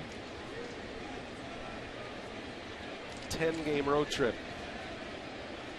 And a couple of first-place teams in the Mets and the Tigers. Change-up. Gomez out in front. Yeah, he's had a good change-up tonight, Lopstein. Made a mistake to Herrera, left one up in the zone, but other than that, the Brewers really haven't had too many good swings on that pitch.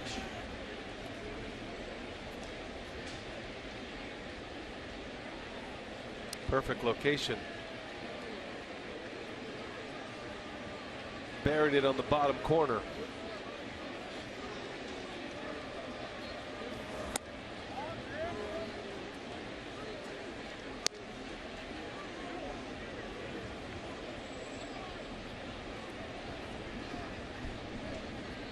Well, the rain has stopped. Wind is blowing now. Wind has changed directions as well. It's cooled down. I don't know, about maybe 12, 15 degrees. Feels nice. And the wind blowing out. That ball is hit in that direction. Back is Davis. He's got it for the out. Must have got it off the end of the bat. Had a good flight to it, but no carry. Yeah, he did. He just got it down on the end enough to keep it in the ballpark. That's what you got to do right now. Just get it up in the air. The wind blowing out strong out there to left field. Maybe help you out.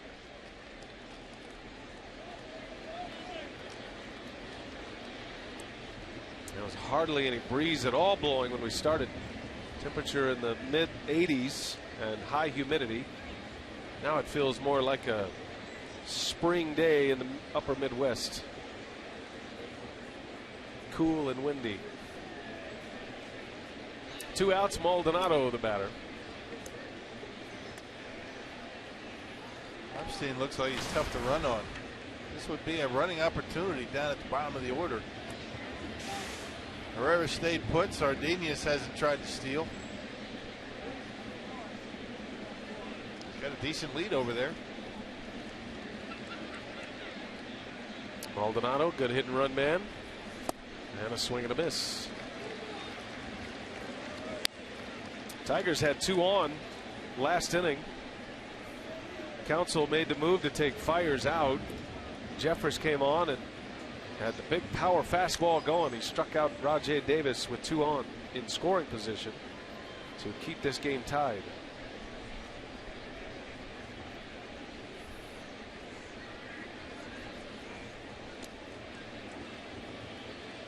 Mets got another great pitching performance tonight, Rock. Matt Harvey, whom the Brewers were fortunate enough to miss, went 8 shutout innings and 9 strikeouts against the Cardinals. Yeah. At Citi Field. That's got it going a little bit this year, I think. Yeah, the only thing that they were concerned about was their offense. It looked pretty good against the Brewers on Saturday and Sunday.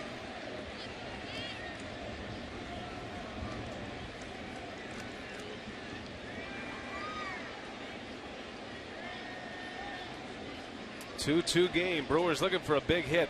A lot of room in the outfield. If you can get one in a gap or down the line, Herrera could score from first. Maldonado takes, snap throw to first, not in time. Just to keep him honest. Tigers without their everyday catcher, Alex Avila. Knee problems. So they've got a young prospect here in the big leagues, James McCann. No relation to Brian McCann.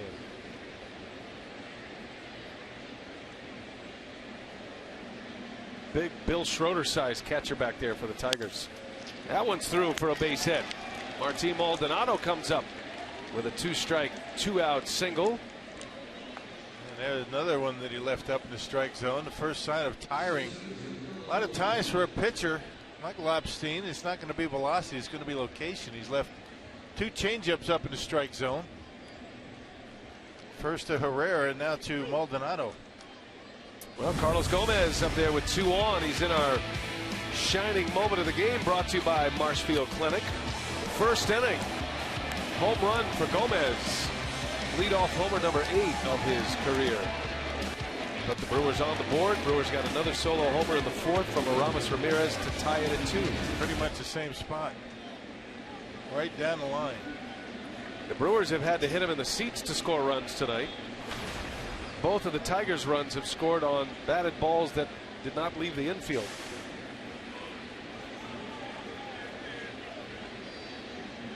Two on, 2 out. Gomez up the middle and a base hit. Herrera around third goes, has a great arm. The throw to the plate. Herrera slides, safe at home. Sardinia scores from second.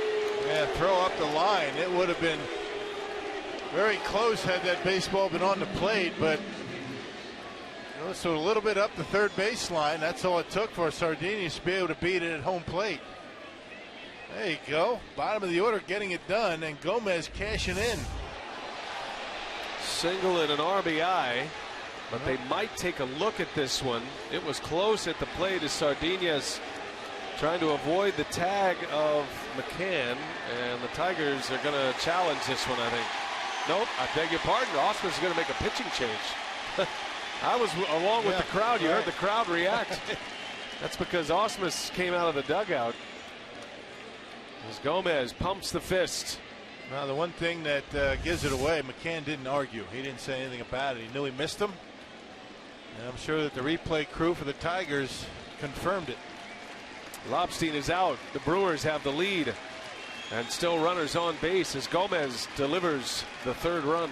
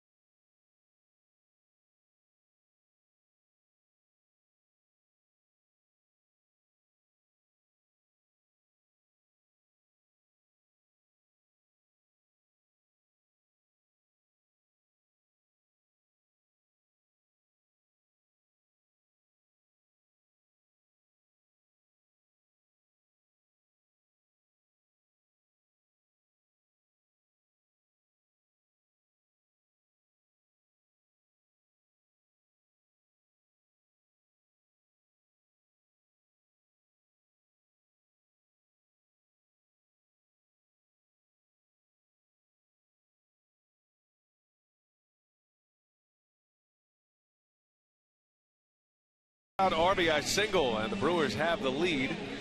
And Brad Osmus makes a pitching change here. Angel Nesbitt out of the Tiger bullpen. Yeah, made his major league debut on April 8th. So first year in the big leagues for Nesbitt. And he tossed a scoreless 10th inning back on the 12th against Minnesota to get his first victory of his major league career. You can see his number, 16th appearance and a .368 earned run average. He's only allowed the 1 home run. Opponent batting average just a little bit over 200. Chris Davis will bat with 2 outs. So very different managerial strategies. Craig Counsell has the quick hook on Mike Fiers. He brings on Jeffries, who strikes out Rajay Davis to end the threat with 2 outs in the bottom of the 6th. As Davis into center field, that's falling fast and goes lays out. Did he get it? Yes, he did. Wow, what a catch. Saves a run or 2. Anthony Gose keeps it a 3-2 game. This was a heck of a play by the Tigers center fielder.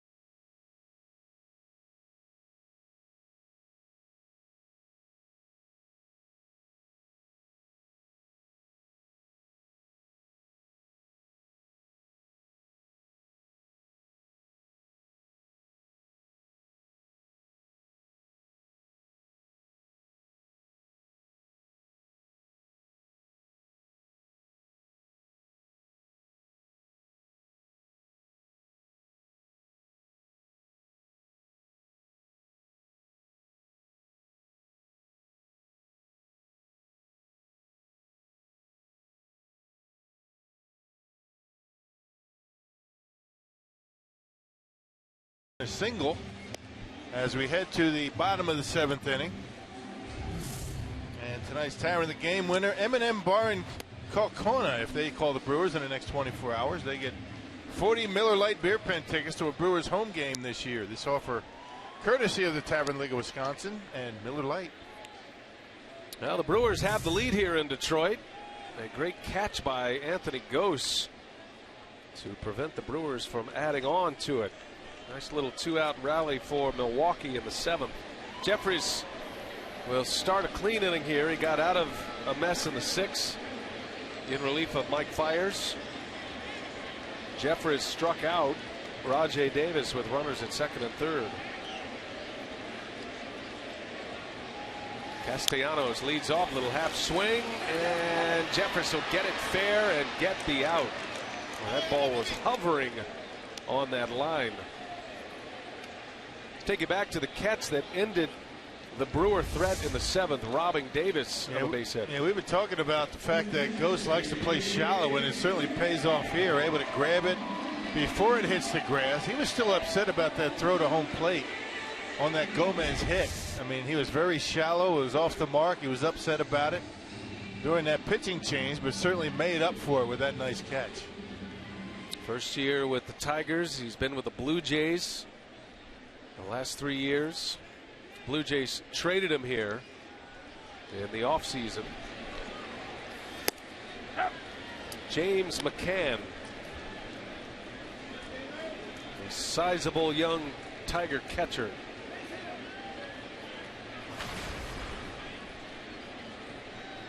McCann had a bunt single in the 2nd inning with 2 outs.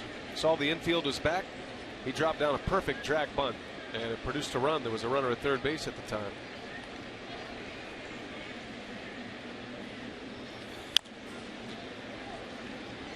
A 24-year-old prospect turned big leaguer this year, and he's catching a lot in the absence of Alex Avila. He's their catcher of the future. Been a lot of talk about moving Avila maybe to 3rd base or 1st base occasionally, just to get him away from the catching position. Avila's got a knee injury currently, but he's also had a number of concussions. He's a good hitter.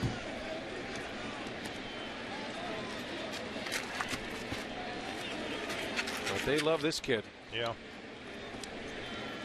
Big and strong. So rookie this year. He played in 9 games last year, but didn't have enough games to qualify as a rookie. Big catches were kind of the norm back in the old days. Not so much anymore. A swing and a miss, and Jeffries strikes him out.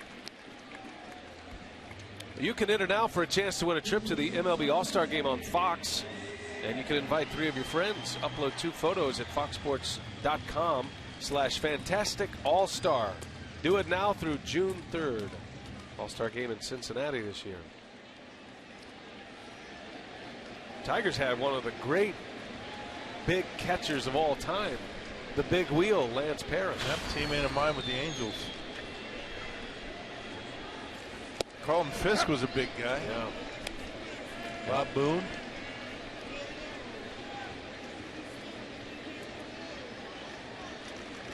Now they're more like the Jonathan Lucroy kind of mold, right? More streamlined. I tell you, when you and Lance Parrish were the 2 catchers with the Angels, I mean, that may be 2 of the biggest catchers in the big leagues. I was going to say, be careful now. What? No, I mean it. I know. Well, you did that nicely. I'm very proud of you. You know, the big wheel, he speaks very highly of you, Rock. He is a big fan of Bill Schroeder. Iglesias with a base hit. And we spent 2 years together in Anaheim as a member of the then California Angels. That's a good teams. Wally Joyner was on those teams. Was Brian Downing still around? Yeah, maybe he was. Johnny Ray. That Dave Winfield was there. Jack Howell. That was the beginning of the career of Jim Abbott. Some big boys on that team. Yep, Chuck Finley was there. Devon White. Lance Parrish still a very popular Tiger. And he wrote a book a few years back that did well. Actually spent some time as a coach here and as a broadcaster with the Tigers at one point briefly.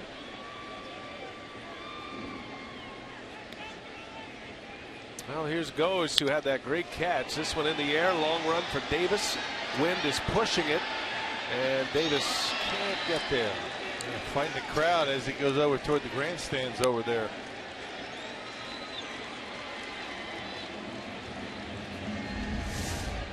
Check out the crowd helping out.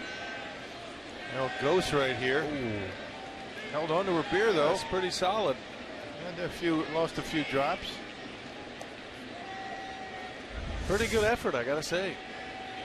Davis could have been wearing that beer all across his back. Well, that's about a push too. I mean, if you get the baseball and you lose the beer, that's about a push. Both about $12. Right. Good point.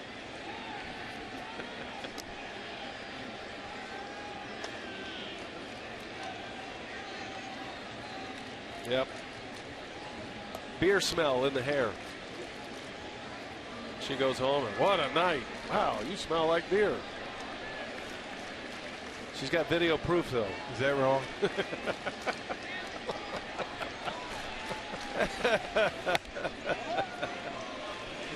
You mean you've been there before? Just let me know. I don't know. Is that wrong? Come on. I would imagine back in your Angels days with Lance Parrish, there might have been some hair holding. With the sweet mullet.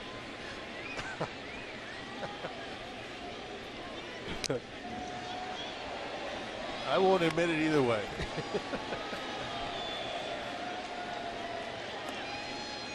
Well, I'm happy for these fans that that little weather system moved through here. We got really lucky that we didn't get doused. South of here, they had a ton of rainfall. Runner takes off. Iglesias goes late and fouls it away. Yeah, another good jump. Jeremy Jeffers takes a while to uncoil and get rid of it. Not sure if Maldonado would have had a chance to get him. They've already stolen 2 bases. That was early. And both of them have played a part in their runs. Yeah, Ghost stole second in the first inning. Went to third on a wild pitch and then scored on that ground out. And then in the second inning, Rajai Davis stole third and scored on a bunt single with 2 away. Tigers much more mobile this year, which is more of the team that Ausmus would like to have. He's got his big thumpers in the lineup, but they can be cloggers as well. So in and around those big bats, He's got a lot of speed to work with. I think every manager would like to have that combination, some speed and power. Just keeps so much pressure on the opponent. 1-2. Jeffress deals, runner goes, and a breaking ball missed. Throw to second. Safe at second. Sardinius was right in the running lane. He took a shot from Iglesias. Maldonado's throws are sailing tonight a little bit. If that one's on the bag, it's going to be an out. Let's see if he squares himself up, or he's kind of opened up a little bit. It's kind of opened, and you can see that ball just run away from Sardinius. A good throw, and he's going to get an out at second base. Iglesias would have been out.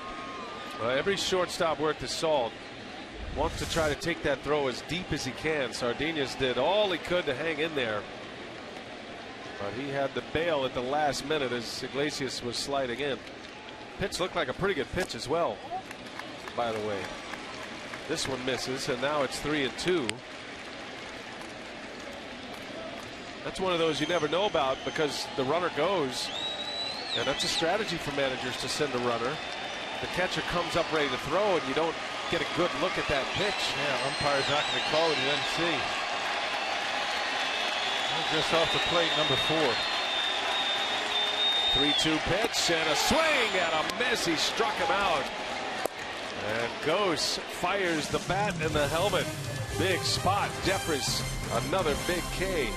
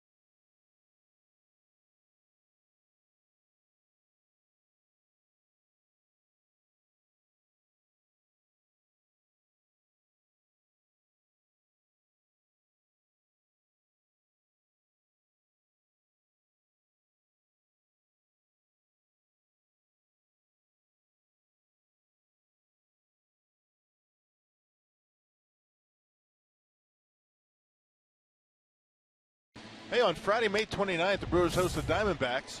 And after the game, Grammy-nominated country artist Joe Nichols will perform a free post-game concert featuring all of his biggest hits, including Sunny in 75, Gimme That Girl, and Yeah. For tickets, visit brewers.com/concerts. Looking forward to that. Brian Braun will lead off for the Brewers. We are headed to the 8th now. And we'll have no further weather problems the rest of the night. And come to think of it, that rain could not have been better timed for the Brewers' purposes. Right. The hardest it rained all night was when Rajai Davis was at the plate. Jeffress on the mound with 2 on and 2 out. It was pouring. Yeah, with lightning all around. Jeffress got a strikeout. The rally was ended, and then it stopped raining. And the Brewers scored the next inning.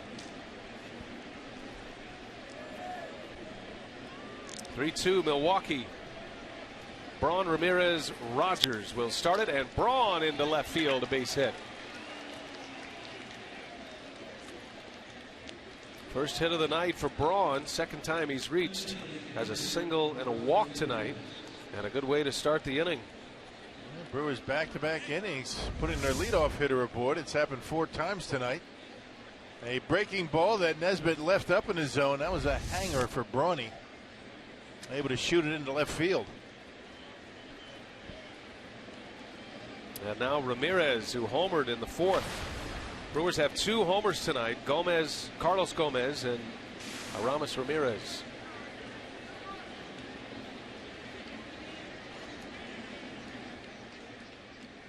McCann wants a word. Angel Nesbitt. Activity in the Tiger bullpen. They have a left-hander. Brewers have already sent Adam Lind to the on-deck circle. So I think Ausmus is creating a little defense in case that happens. Broxton will have the 8th inning. The Brewers setup man. So all the wheels in motion here for the managers. Brewers are trying to add to their lead. They could use a few.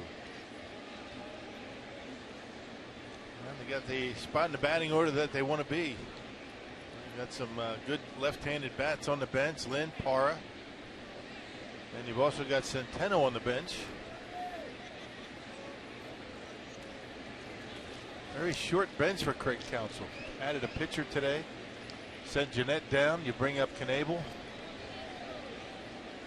Not sure how long that's going to last, but you can get away with it in interleague play. You don't need to pinch hit as much.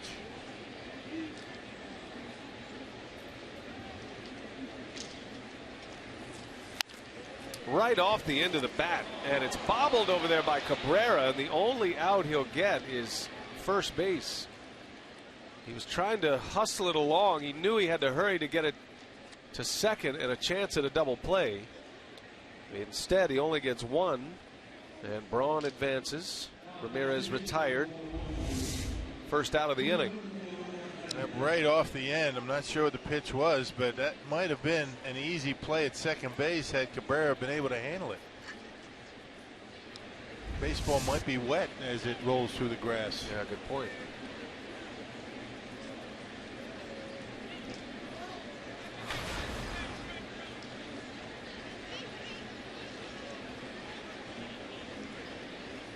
So Adam Lind will pinch hit for Rogers. And they will walk Lind. And why not? They lead the American League in turning double plays, so why not set it up? Instead of bringing the lefty in, you walk him and then face a couple of switch hitters. Ausmus thinking about his next play. Lind will stay in the game and play first base, you would think. Elian Herrera coming up next. Brewers are going to have 2 on with 1 out. And Lind will take his place at first base. So we'll see if Herrera, the Michigan resident, as everybody's known for a long time.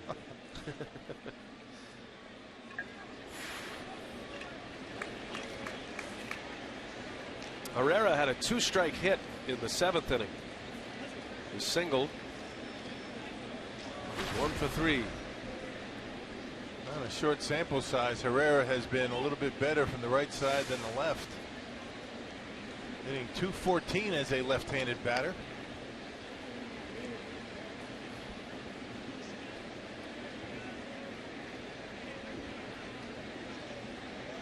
Big spot. Brewers trying to add to their lead here. They scored in the 7th on a Carlos Gomez 2-out RBI single to take the lead. And now you got good speed at second and Braun. Herrera fouls it back. Healthy cut. Had one to hit. Yeah, Herrera hit his grand slam batting from the left side. Those are his splits. Yeah, that 1 home run, the grand slam against the Reds.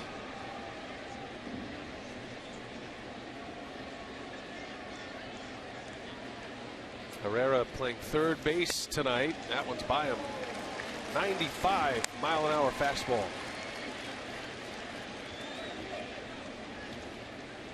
Angel Nesbitt. He came in for Kyle Lobstein, the starter, who's on the hook for the loss. 2-strike pitch, and it's fouled back. Another pretty good hack, though, by Herrera. He was right on that one. Yeah, not messing around, attacking Herrera with the hard stuff up in the zone.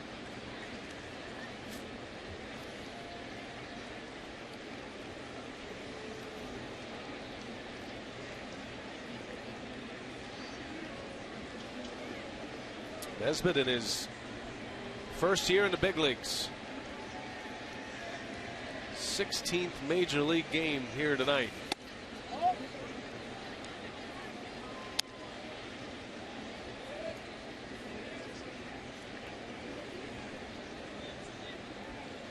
Nesbitt has come up in the Tigers minor league system as a closer.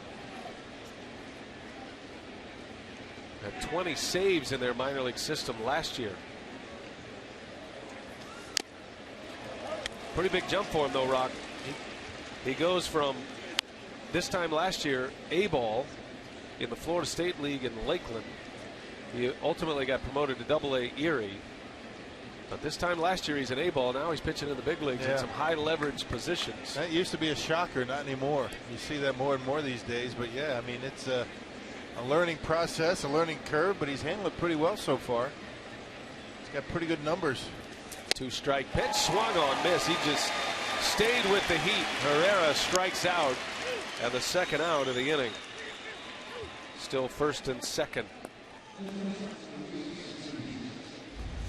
Now, didn't give him anything other than the fastball, and that one, inner half of the plate, and Herrera not able to get the bat head out. That's a pretty good movement on it as well with that velocity. M94 that last pitch.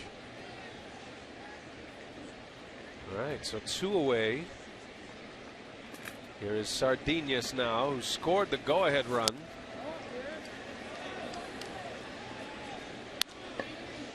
Another switch hitter for the Brewers. Playing extremely shallow is this Tigers outfield. I mean, really shallow. And the Tigers don't believe Sardinas can pull one to the outfield. They're giving him a lot of room down the line. And that swing would indicate they are correct. Right. He was late. That is a lot of space in the gap in right center and down the right field line. Look at all that room. Yeah.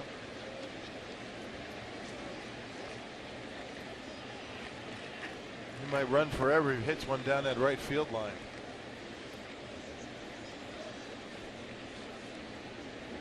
One outside, a ball. Sardinas down in AAA Colorado Springs was hitting .288. Playing mostly shortstop. He's a good one. Trying to play run producer here. Pulls that one. Foul. Oh, if he could just straighten it out a hair. Yep, he got a slider that time and almost was able to hit that line down in right field. That's the ideal spot right now, and the outfield not moving. They're not convinced.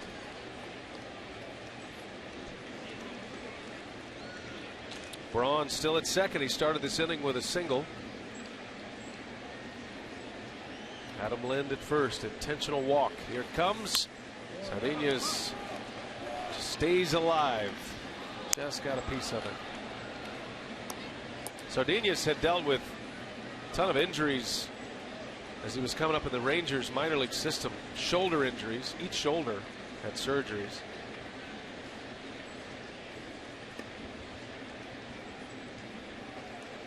Got a chance last year to play third base when Adrian Beltre was injured. Got him in the air.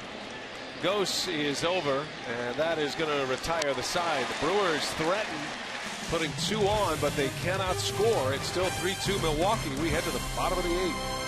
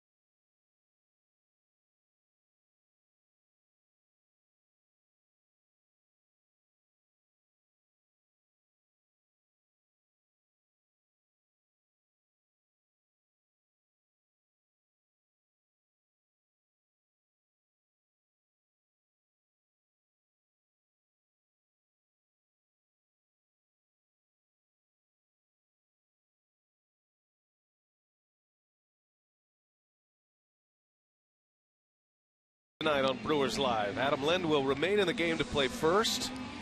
And we head to the bottom of the 8th inning in Detroit against the heavy-hitting Tigers. Brewers up 3-2. Jonathan Broxton, the setup man, will have the 8th. He's been pretty good except for the home runs. If he keeps the ball in the ballpark, he's usually okay. 17 punch-outs and just shy of 14 innings of work. Broxton pitched yesterday against the Mets and had a 3-up, 3-down inning. Brewers took the lead on a Carlos Gomez RBI single with 2 outs in the 7th. Heart of the order coming up. Kinsler, the 2-hitter, will start it. And then you've got Cabrera, Victor Martinez, then J.D. Martinez if anybody reaches.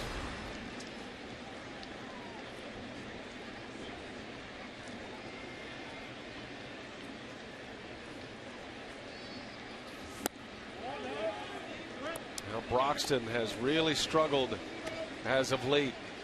Craig Counsell saying the other day he is his setup man. He was hired to do the job, and they have to get him turned around, so he will continue to get the high leverage innings. His fastball's been pretty straight, and the velocity's been down a little bit. Did have a good inning yesterday with crisp stuff again. Like that pitch there, good slider.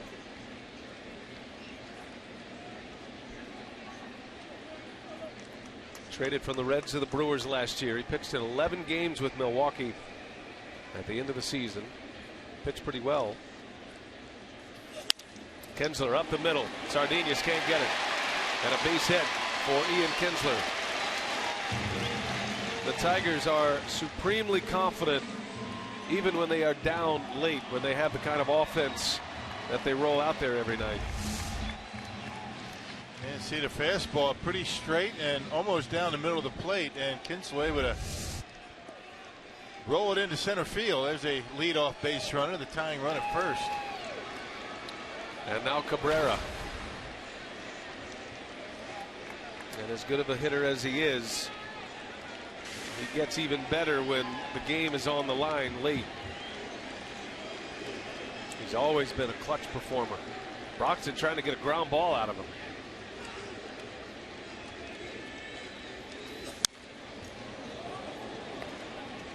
Mike Fiers and Kyle Lobstein started tonight. Fiers went 5 2/3.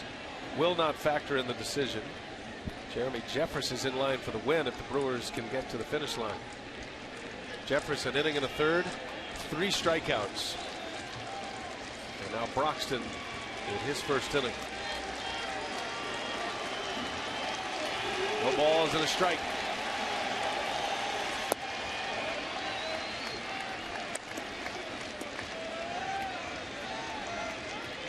Cabrera tonight has a triple.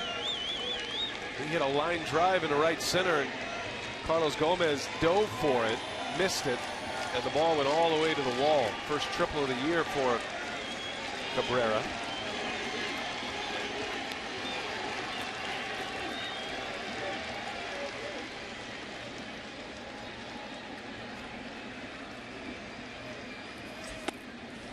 Two and one. Trying to stay away from him as best he can. The Brewers outfield extremely deep with Cabrera at the plate.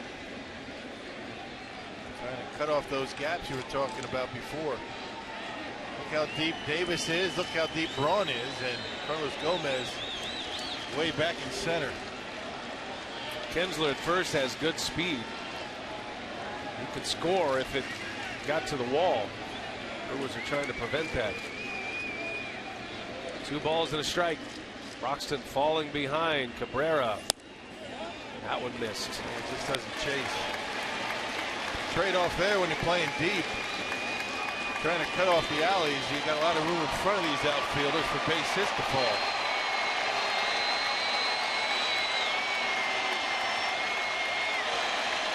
Well, Cabrera in the driver's seat. These types of at-bats are so typical with Cabrera. You try to nibble, you get behind in the count, and he does damage. Walked him. Cabrera content to turn the lineup over.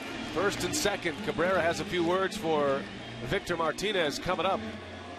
Now the first two have reached here against Broxton in the 8th. Well, if you have confidence in the guys behind you in the batting order, you are going to take pitches that are just off the plate. Cabrera, not a guy that chases too much.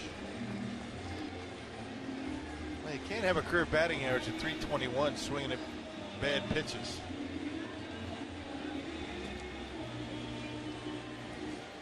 The game's just so much easier for some. Well, it's a big reason why Victor Martinez drove in over 100 runs last year. Even though he's had a down season this season, he's been a big-time run producer in his career. 5 times he has over 100 RBIs. 2 on, nobody out. Broxton trying to flip the script here and get a ground ball, get a couple of outs.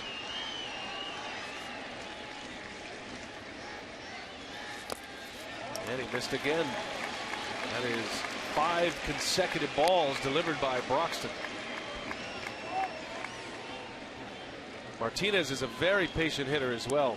As a matter of fact, he led the big leagues in on-base percentage last year. A .409 on-base percentage a season ago. Led the American League in OPS. But a much different hitter right now. Not healthy.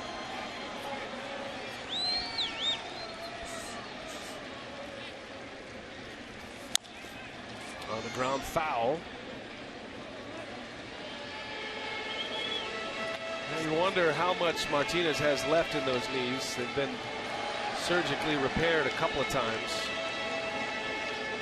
The left knee is what is troubling him now. Off-season surgery. And it's affected him greatly as a left-handed hitter.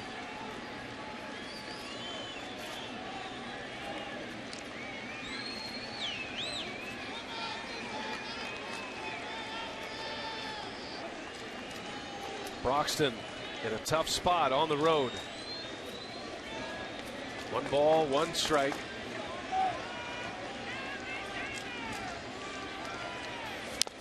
Got in on his hands. He fouled it away. And now it's 1-2.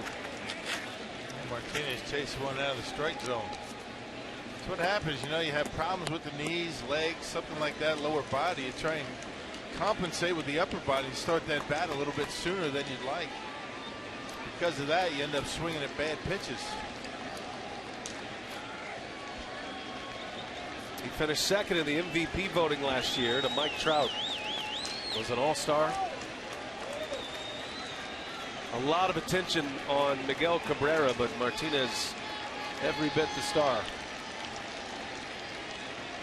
Broxton trying to induce a ground ball here. Maldonado wants to chat with him. 1-2 count. They want to make sure that they know what they're going to do. We're going to call the slider, make it down in the dirt, see if he chases it. We got a guy with a bad knee, bad leg, and you want to try and stay hard on his hands. Make him be as quick as you possibly can. Michael Blazek in the bullpen. Your 8th and 9th inning pitchers, those are the guys you don't want to have to go get in the middle of an inning. Big pitch coming here. 1 ball, 2 strikes. Broxton with an inside move just in case Kinsler was going to take off. If he does take off, that'll be a decision for Maldonado on which base he'll throw to. It's not a given that Cabrera would run as well. Right. Got to make a pretty quick decision from behind the plate. And because of that, Herrera's got to, can't be in as much of a shift as he was early in the game. All right, here we go. 1-2 and a ground ball, jam shot coming in.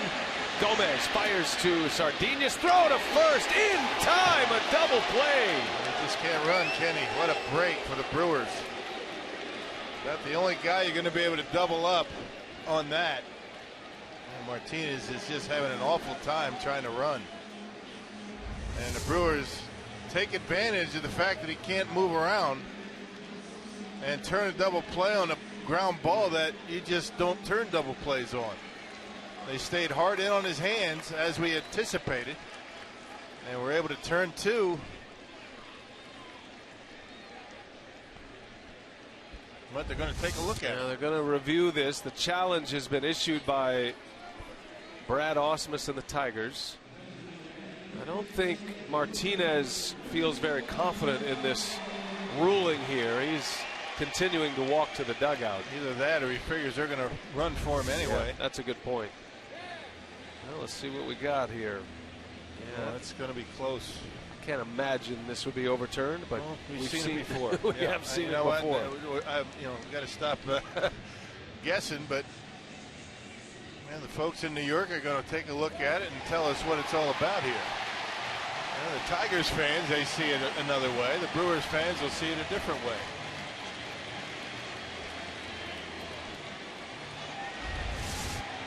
Then you start to define when the ball is in the glove, and as we were told when the replay was introduced a couple of years ago, it has to hit the leather.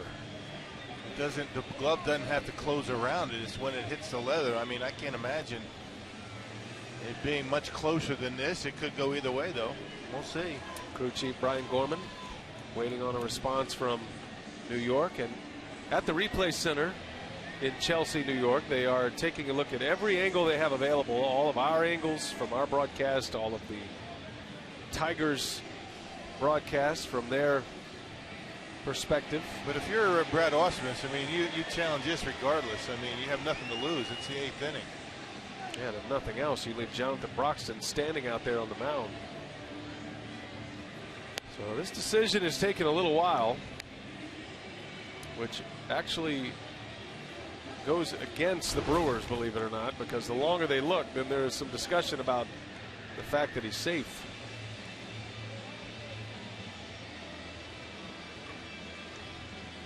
Martinez called out at first. Tigers are hoping to get that overturned. But there has to be clear and convincing evidence to overturn it. And there also has to be a time clock on. I mean, if you can't determine in a minute and a half, I mean, it's too close to call. These are not the kind of plays that review was implemented to get right. And bang, bang, could go either way. You should have a time limit on the replays as far as they can look at it, but you can look at this thing for 10 minutes and really not be sure. I mean, you look at a play like this long, you're literally looking at individual frames. Out is the call. Wow. So no clear and convincing evidence. Tigers fans disappointed with that result. Ausmus also thought he was going to get one overturned.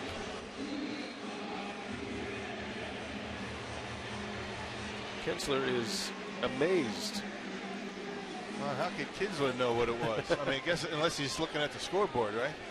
All right, so 2 outs. That's a huge decision right there. 3-2 Brewers, runner at third. The tying run for the Tigers, JD Martinez, who looks at a ball.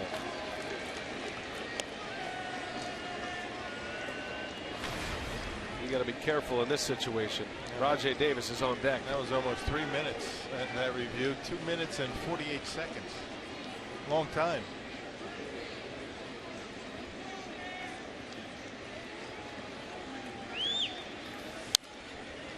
One ball, one strike.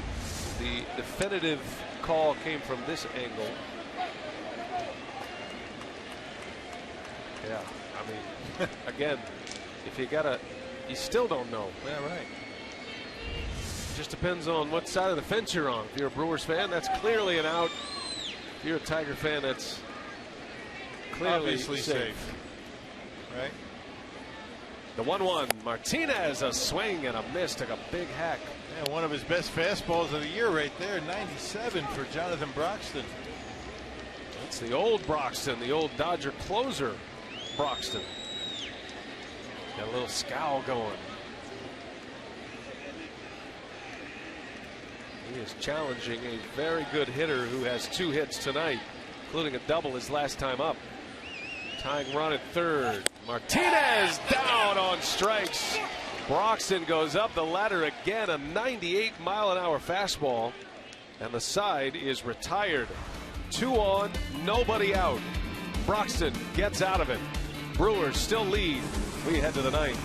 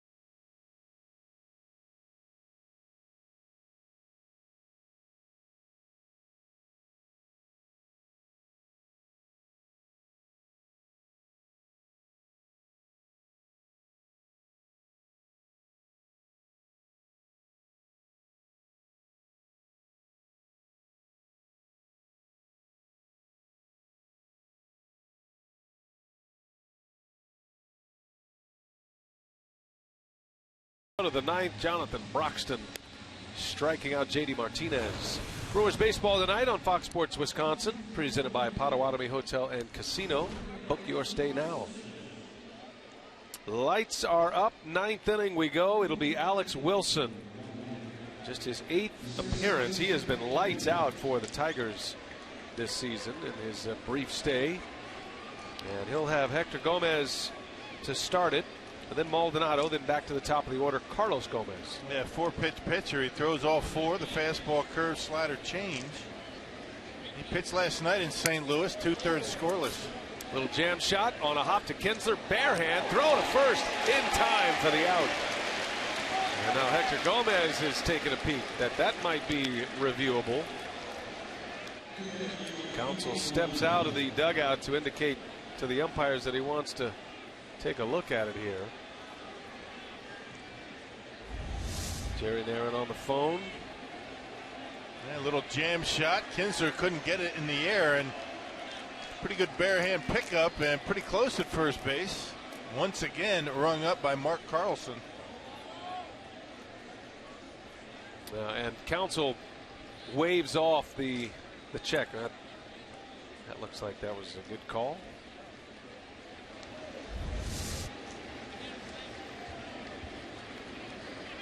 It's got to be a satisfying moment for an umpire, you know, with replay involved. Umpires like replay, by the way. They really like it. Yep. They like the fact that while they may miss a call or a call's overturned here or there, that it doesn't have an outcome on the game. Most of the time they're right. It is proving that most of the time they're right, and it's got to be pretty satisfying to know you've made a bang call and the manager comes out and says, "No, you were right."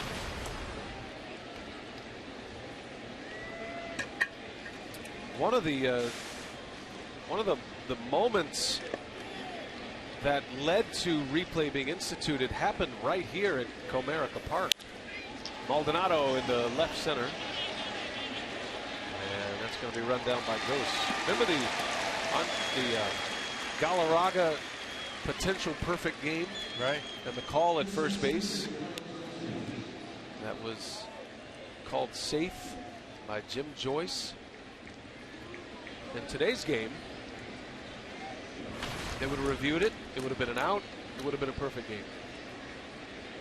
I'm sure Jim Joyce appreciates you bringing that up. Only because he's comfortable in his own skin.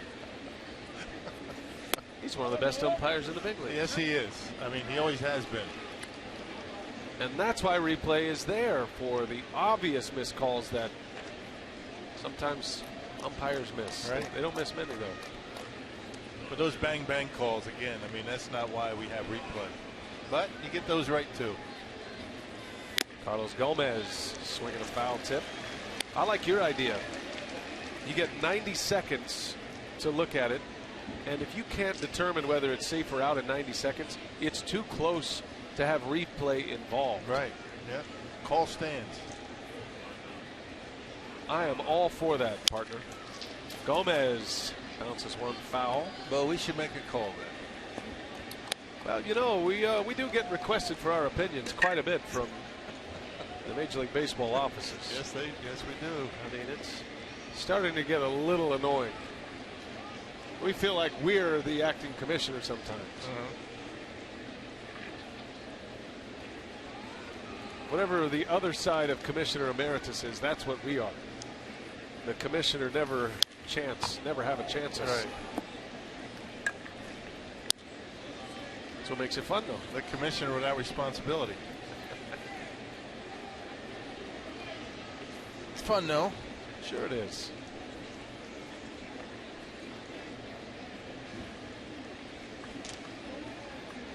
One and two to Gomez. On the ground, slow roller, tough play coming in, Iglesias, and he's got him. 1-2-3 inning. We are headed to the bottom of the ninth. Last call for the Tigers. Here comes K-Rod.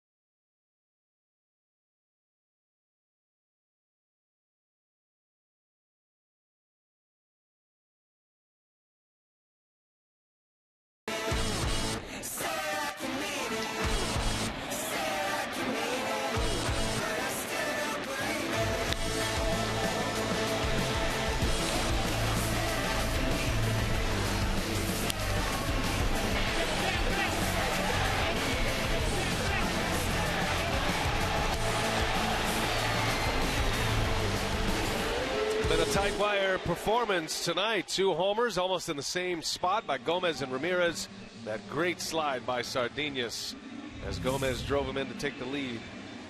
We'll do it again tomorrow night, 5:30 airtime. Anibal Sanchez against Jimmy Nelson. Game 2 of this 3-game series, interleague baseball from Comerica Park. Here we go to the bottom of the ninth. 3-2 to lead. Francisco Rodriguez on to try to nail down his 8th save of the season. Yeah, kind of a tune-up yesterday in New York. A perfect 8th inning, and has not been scored upon in each of his last 9 appearances. Rajay Davis trying to bunt his way on. Jonathan Broxton did the heavy lifting in the 8th, getting through the heart of the Tigers' order. Had 2 on and nobody out. But then he got Victor Martinez to bounce into a double play. Then he struck out J.D. Martinez. Turned out walking Cabrera, not that bad a move. In hindsight, turned out well. And now K-Rod will get 6, 7, and 8 in the Tiger lineup. Davis, Castellanos, and James McCann.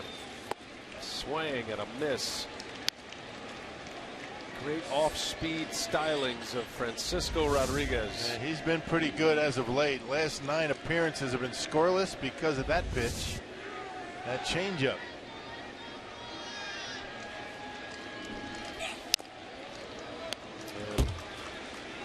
A swing and a foul.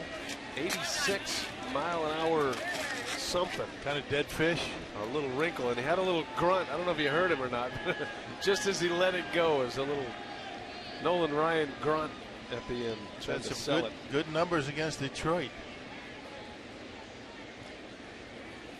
A lot of that coming in his days with the Angels. Bouncer, third base, foul.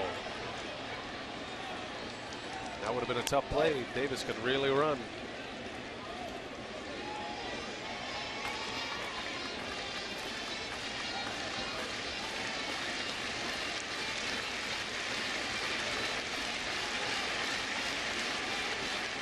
Biggest play of the night, the Victor Martinez double play.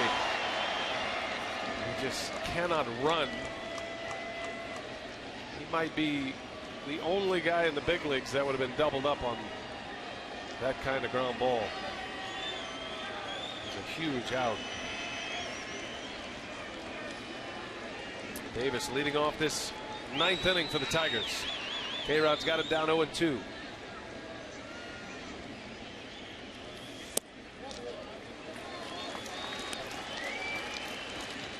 Davis had a double in the second inning. He stole third and then scored on a bunt single. That was the second Tigers run that put him ahead 2-1. Aramis Ramirez tied it for the Crew in the fourth. And then Milwaukee took the lead in the seventh inning on a 2-out RBI single by Gomez. That's where we sit. Ninth inning. Here's a 1-2. And they'll ask if he went. He did not. Checks his swing. That big curveball, Davis just able to hold up. That's a good pitch. Well located, almost got the strikeout. Yep, he held up. Good call.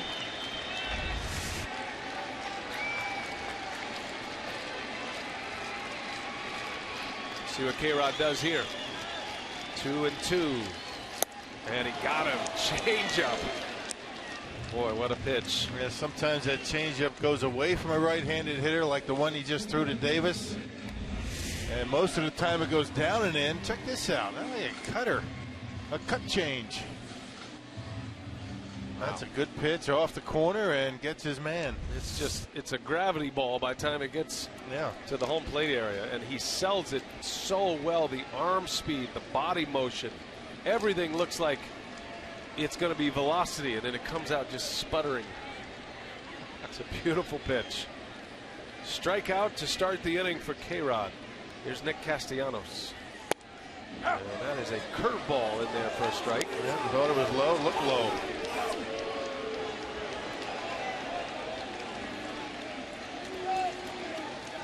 That's K-Rod's MO. He'll start a lot of counts with breaking balls with the curveball. If he falls behind in the count, that's usually when you see his good changeup, or when he's got you in a strikeout situation. That was a changeup, and it's fouled off. And it's 0-2 quickly. It's an awfully tough pitch on young hitters, especially.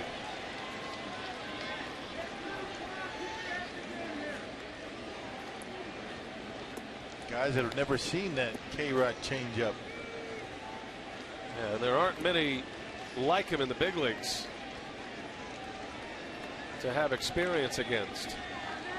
0-2, quick release, and Castellanos just lays the bat out there and serves it into center field. Yep, on an 0-2 count. That hurts. That's a good piece of hitting right there. Castellanos takes advantage of a Rodriguez mistake. Gonna have a pinch runner here. Austin Romine will run. Left it up. That's not where he wanted it. He wanted it down in the dirt. Because it was upstairs, Castellanos was able to get a piece of it and dump it into center. All about location for K-Rod. So Andrew Romine, I beg your pardon, will run it first, the brother of Austin. And Brad Ausmus is going to send a pinch hitter to the plate. Yoenis Cespedes. Bounce from the A's to the Red Sox last year, ends up in Detroit for the 2015 season. their regular left fielder. In there with a strike. Fastball. And teams can run on Frankie. Let's see if Romine can get a jump. Brewers are going to have to make sure he stays close. K-Rod going to have to throw over a couple of times. Brewers have turned 2 double plays tonight. A third here would end the game. Romine has good speed. He is a stolen base threat.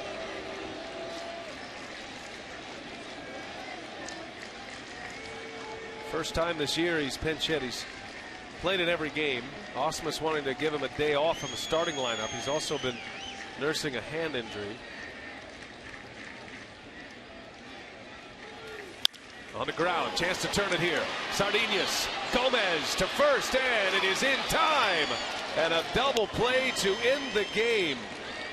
The Brewers get their 3rd double play of the night, and they beat the first place Tigers in the opener of this 3-game series. 8 save for Francisco Rodriguez. Gomez with a home run and the go-ahead RBI in the 7th, and an all-around terrific night at the ballpark for the Brew Crew. Well, good job on the pitching front. I mean, Mike Fiers did a nice job limiting the Tigers. It's only 2 runs. Great jobs by the bullpen.